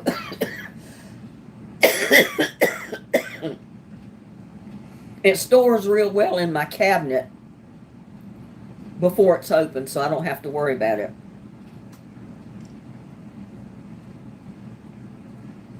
Once in a while, cows would eat ragweed and it would sour the milk. Well, I guess if you drank the sour milk, you knew what the cow ate then.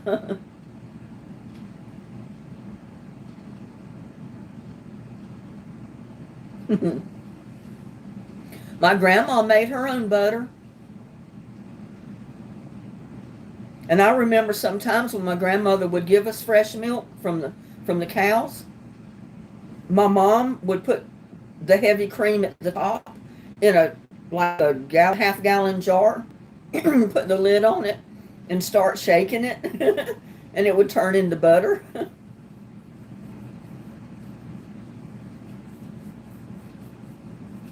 But yeah, my dad loved buttermilk. Oh my God, he'd buy it and drink it right from the carton. I hated that stuff.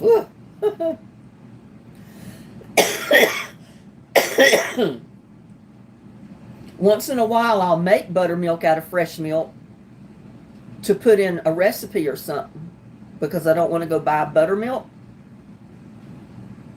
But most of the time, if it calls for buttermilk, I just put evaporated milk in it.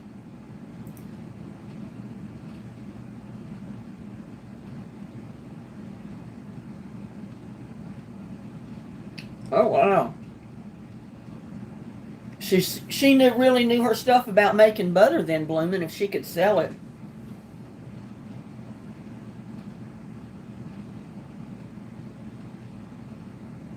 I know. I don't know. My dad loved it. I hated it because you could see anybody pour it into a glass and it would come out in clumps and and it was soured and it's like, how can anybody drink that stuff? I guess it was good for you. I don't know. There's MT in the house and James Fannin. I haven't seen what's his name, Spraggins in yet.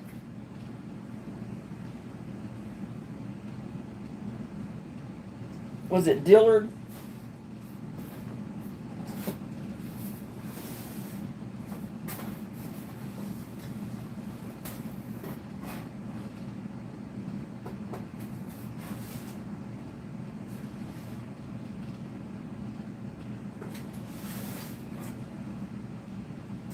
Daryl.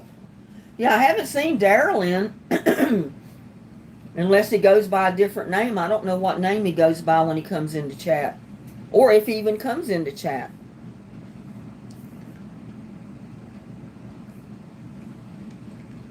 I know somebody was in a chat, like a chat or two before, in one of the lives, that asked me how they could get my mailing address. They wanted to send me something. And that could have been him. I don't remember. But I hated that those two big, nice cups got broken.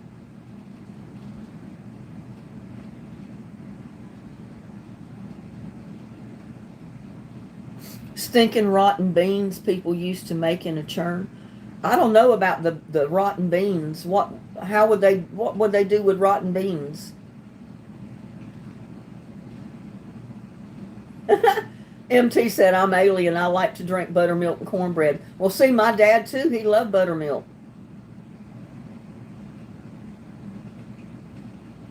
I guess he grew up drinking it from the cows, so he liked buttermilk.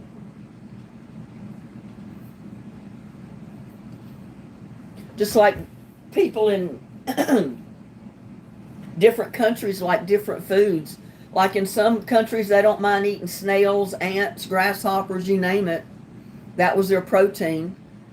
I'm not going to sit down to a plate full of snails and grasshoppers and ants myself.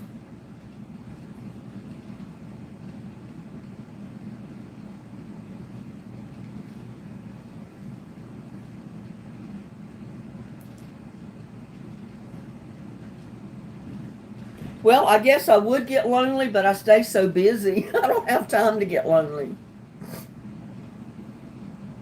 And if I get too lonely and got to go see somebody, I'll message my son and say, hey, are you going to be home tomorrow? Are you going to be home this weekend?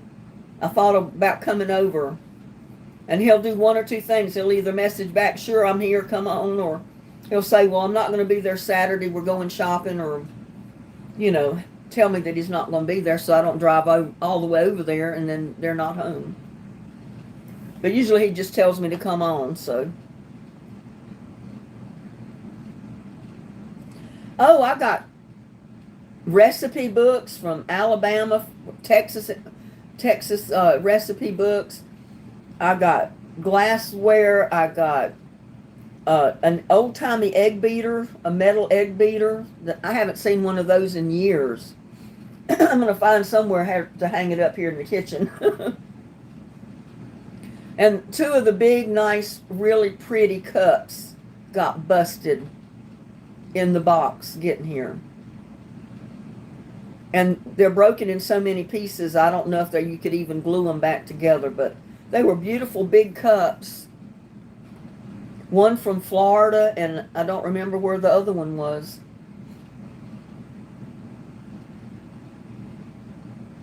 You got tricked into eating pickled corn one time, and I thought I would die before I got that taste out of my mouth. Well, it doesn't sound like pickled corn would be too bad. I got tricked into eating fried frog legs. Now I got to get me a Kleenex. Hold on.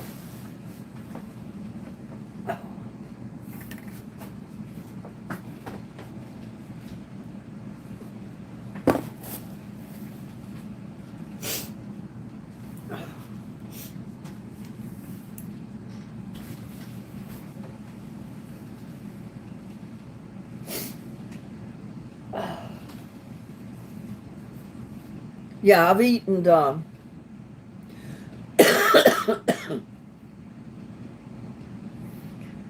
Donnie, my next to the oldest brother, he's the one that's just moved the big manufactured home on his property that he inherited, and he's getting ready to move there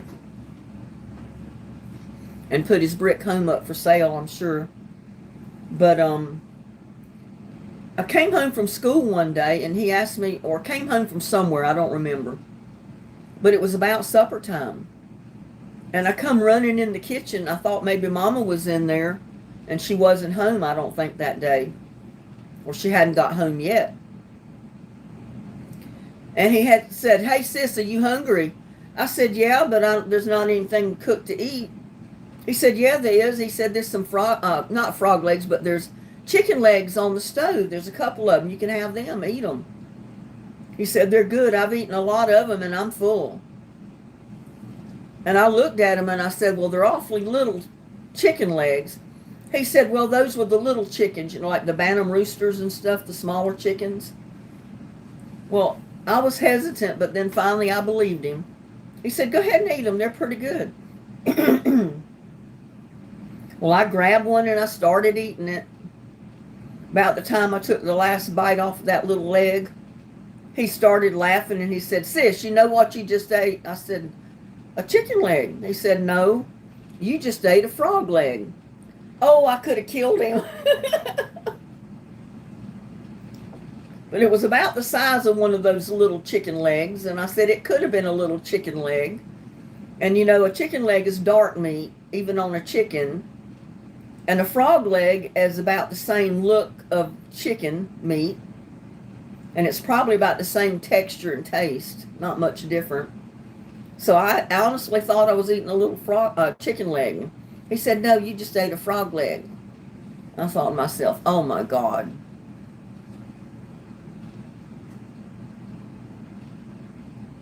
I thought fermented corn is what they made moon. Yeah, it is.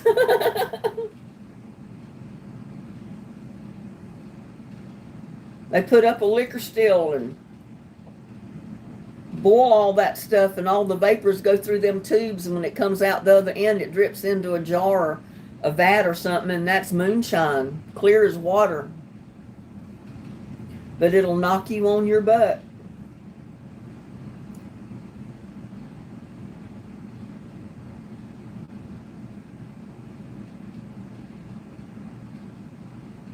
Oh, Linda, it's a rotten corn that has fermented in a churn for weeks. Ooh, I've never seen any of that blooming. I don't know anything about rotten corn. Just a girl in Vegas said, "I got scrambled. I had a live band to go see. Linda, I hope you enjoy the rest of your evening." Oh, well, you too. You enjoy your band. Stay cool. Have a good time. And we'll see you in my live next time.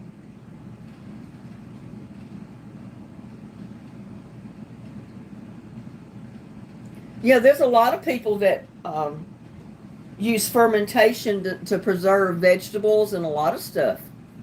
It's supposed to be real healthy for your gut.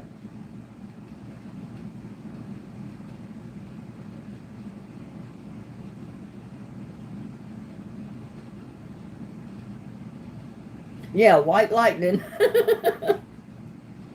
That was the illegal stuff.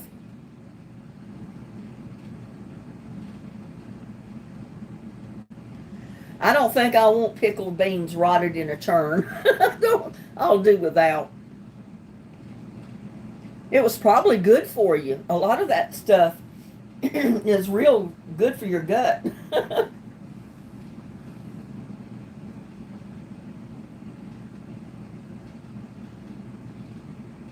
No, not Dennis, not DS from Grandkids. No, it was another Dennis, I think, before the dentist with grandkids that came into my life.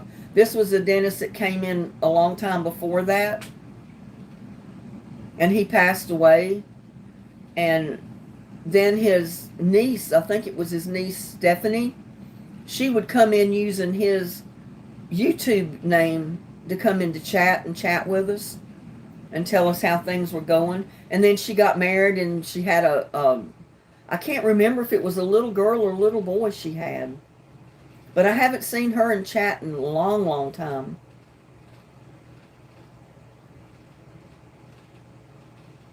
Yeah, that first dentist, he was such a nice man. I mean, he was so nice in chat. Everybody loved him, I think.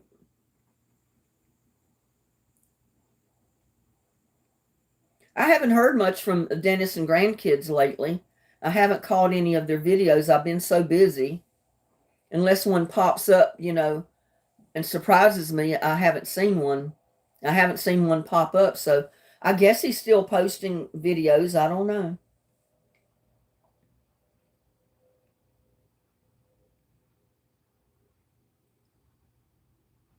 They're awful. Yeah, I don't want anything that's rotten and soured. And I know I've made fermented vegetables before. I put them in the jars and stored them, and then I've eaten a few of them, but I don't particularly care for them, so I don't do it as a general rule. I did a video on it to show people if they wanted to do it, how to do it. And I did eat some of that, but not all of it, and I haven't fixed any more since. So it's not any of my favorite food. I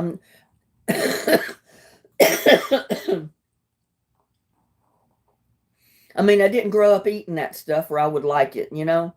It seems like when you grow up eating something, you become accustomed to it and you more or less like it usually. I mean, there's still some things that you might not like that your parents ate, but like buttermilk. But I didn't grow up eating fermented vegetables. My mom always canned hers, cooked them, canned them, and put them on the table cooked like they just came out of the garden. They were not fermented. I don't remember my mom ever fermenting anything. Now, my dad, he got grapes and made grape wine in the kitchen a few times over the years.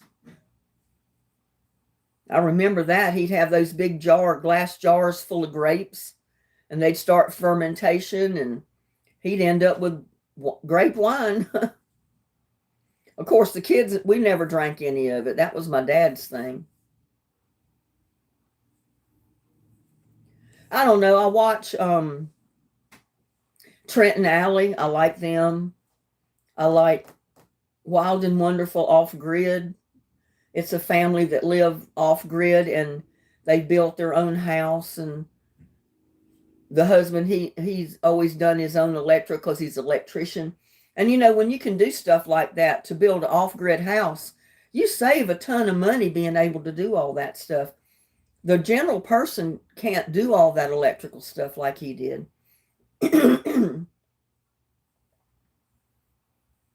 I've watched that guy that bought some property in the desert. I'm trying to think. I can't remember the name of his channel. But I catch it sometimes because all of a sudden one of his videos will pop up. So I'll watch a little bit of it. And I got kind of interested in what he was doing. But I don't know. I couldn't do all the work that he does to live off grid out in the desert where he's at. I mean, that's where there's nobody out there, is because it's out in the desert in the middle of nowhere. It's nothing but dry sand, basically. But he came up with ways to grow a garden. He has an basically underground greenhouse where he can grow stuff even in the colder months. He plants stuff above ground. He has his own water reservoir, so when it rains, it fills it up. He fills up water containers of rainwater. So he produces most of his own water that he uses there. Of course, it's got to be purified and stuff before he can drink it. But he's got all the bath water, garden water, wash water, stuff like that he can use.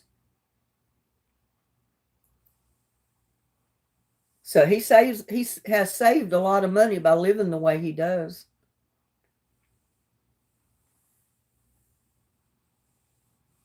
But you got to be a certain type of person to be able to live like that. Because you know, he didn't have all that stuff built and set up when he first got there. He had to go through trial and errors and temptation and everything else before he got a decent cabin built, decent water supply taken care of, a decent garden to grow his own vegetables done.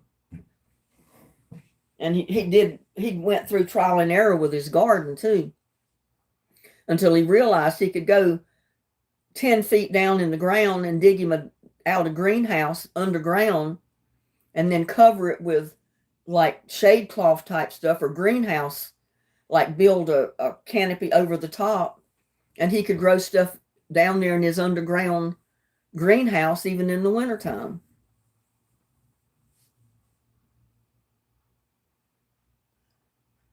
You're so sweet. Thank you for being so nice. What do you mean you'll just leave?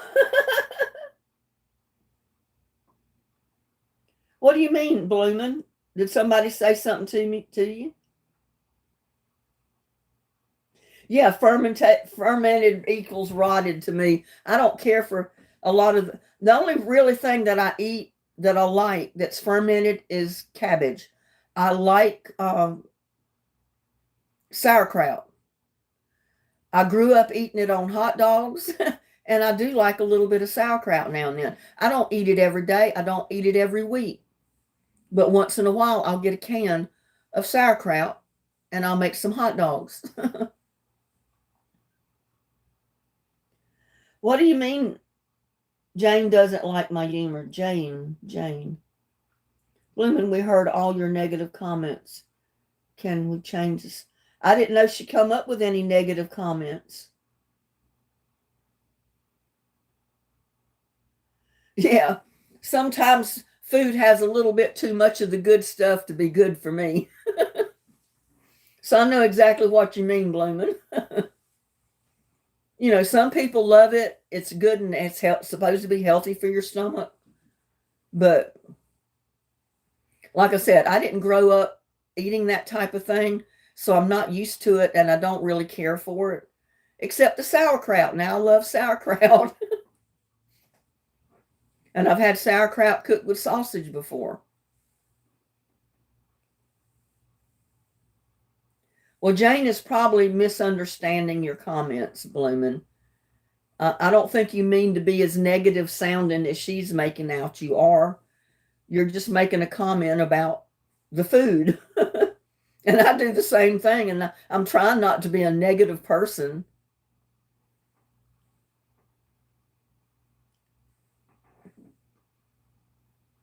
Well, that's true, Bloomin'.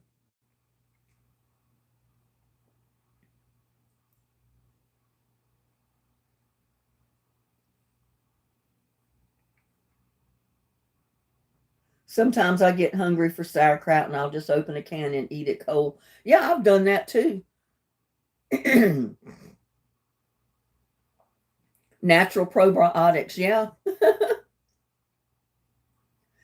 But you know, a lot of people grow up eating that. You know, that was in their lifestyle. That was what their parents ate. That's what their parents fed their kids. So they were accustomed to eating fermented vegetables, fermented food. I was never used to it. The only thing I was used to eating was sauerkraut, and it came off of a hot dog stand on the New York City street. That's how I got my first taste with sauerkraut. We get hot dogs from the guy with the hot dog cart pushing it on down the New York City sidewalk. And they were some of the best hot dogs I can remember ever eating. And all he put on them was he put the hot dog on the bun, and it was a great big hot dog, and mustard on it, sauerkraut, and handed it to you. And that was the best hot dog. Oh my God. And I've never come across another hot dog that I put sauerkraut on that tastes that good.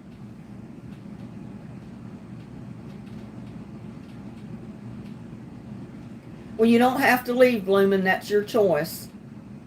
I don't think anybody else wants you to leave, and Jane probably doesn't want you to leave either.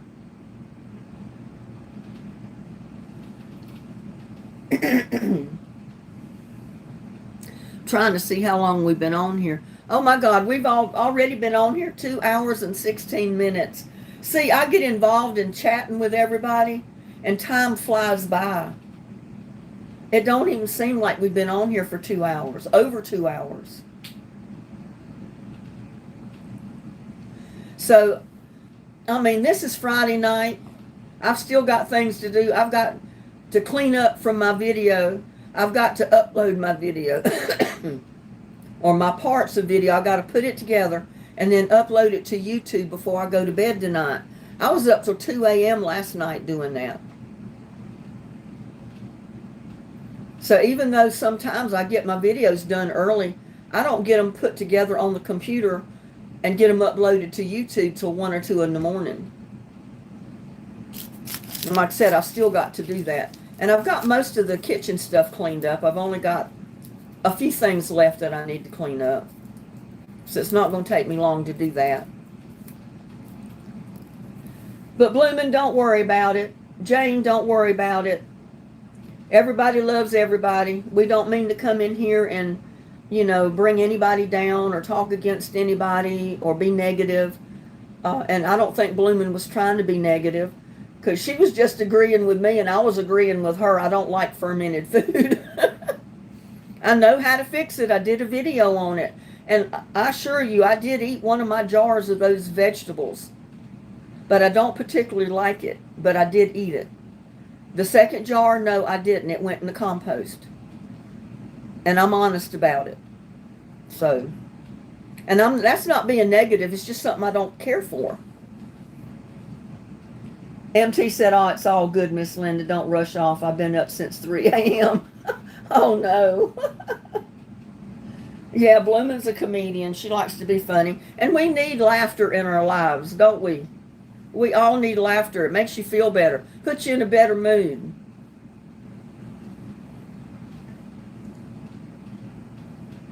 I wish Daryl had come into the live. I wanted him to see all the stuff I got. And like I said, he may be watching. He just may not want to come into the live. Or he'll watch it later, probably. I just hated that those two big, pretty cups got busted all to pieces.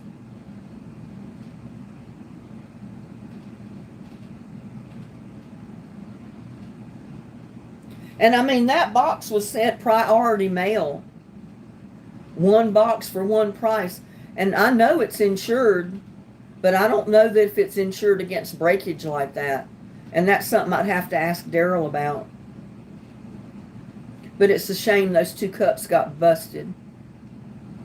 Because I don't think you could be able to get them glued back together. I think part of the pieces are so shattered and they're so tiny, you'd never get it back together.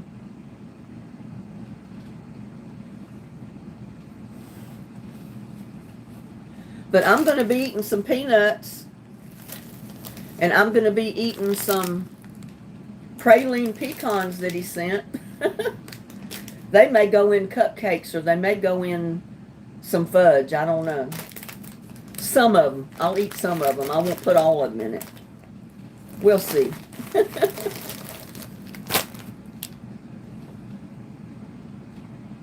Joshua said he's got a new wall charger. Well, let me ask you, Joshua, what do you do with all these chargers and electronics and pads and all this different stuff you get all the time? These fans that you come up with. Where do you keep all of this? Do you get rid of the old as you get the new, or do you just get new and keep the old? I have a habit of getting new and keeping the old, and that gets me in trouble.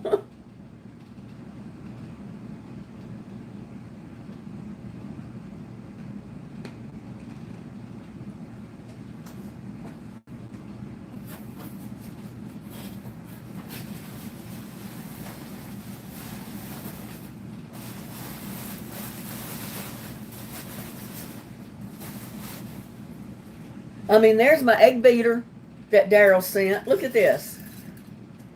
And it works fine, and it's fantastic. And I had not seen a metal egg beater in so many years. And I love this thing, but I'm not going to get rid of my electric mixer because I got this. And I'm not going to get rid of this because I got an electric mixer. I'm going to put this up too somewhere. I'm going to hang it in my kitchen, if nothing else, for a novelty, you know, to say that I've got this metal old-timey egg beater. I remember years and years ago, before my mom got her electric mixer, she had one of these. My grandmother had one of these.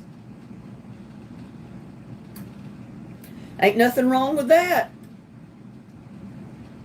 Works great. It's just manually operated. Don't have to plug it in.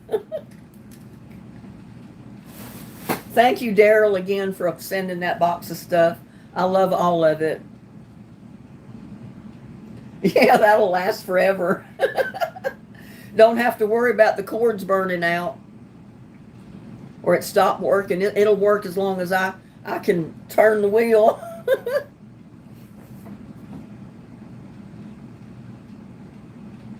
This one has 4 parts on it. Ports on it. Oh, okay. Ports, not parts.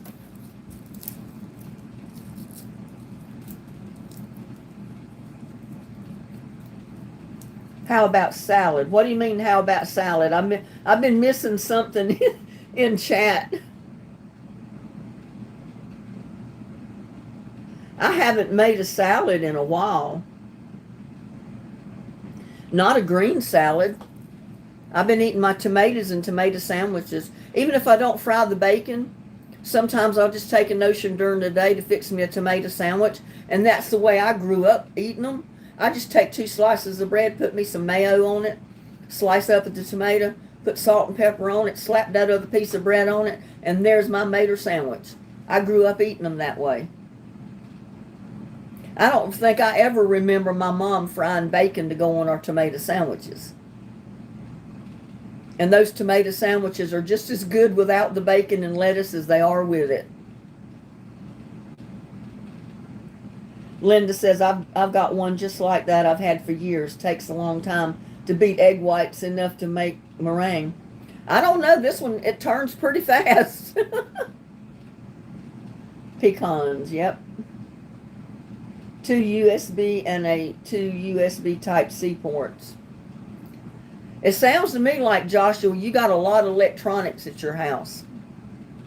A lot of chargers, fans, all kind of electronic stuff.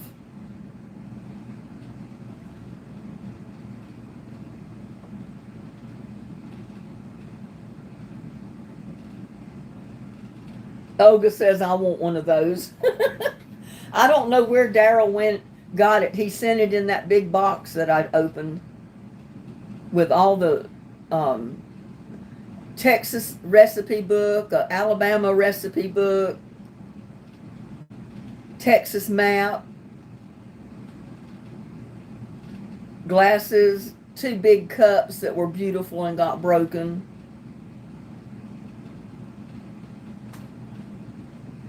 He put a lot of stuff in that box. And then those pecans and the peanuts were in that box. The egg beater was in that box. Yeah, you may see me using that egg beater in a video. I may have to do it just one time if no other. Hang it up here with my other stuff and use that egg beater mixing something up.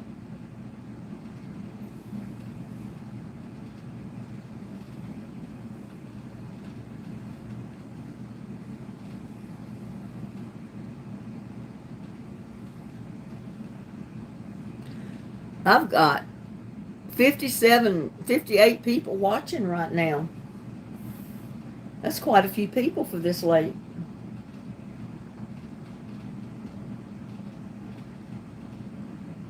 Just dropped to 55. But anyway, it's I've been on for 2 hours and 36 minutes. So I think that's long enough for this live. I'm going to give y'all a break. So y'all, thank you so much for coming into the live, spending this time with me, having a few laughs with me, and looking at all the stuff I got in this big box back here that Daryl sent. Y'all stay cool, sleep tight, don't let the bed bugs bite, and I'll see you next time. Love y'all. Bye now.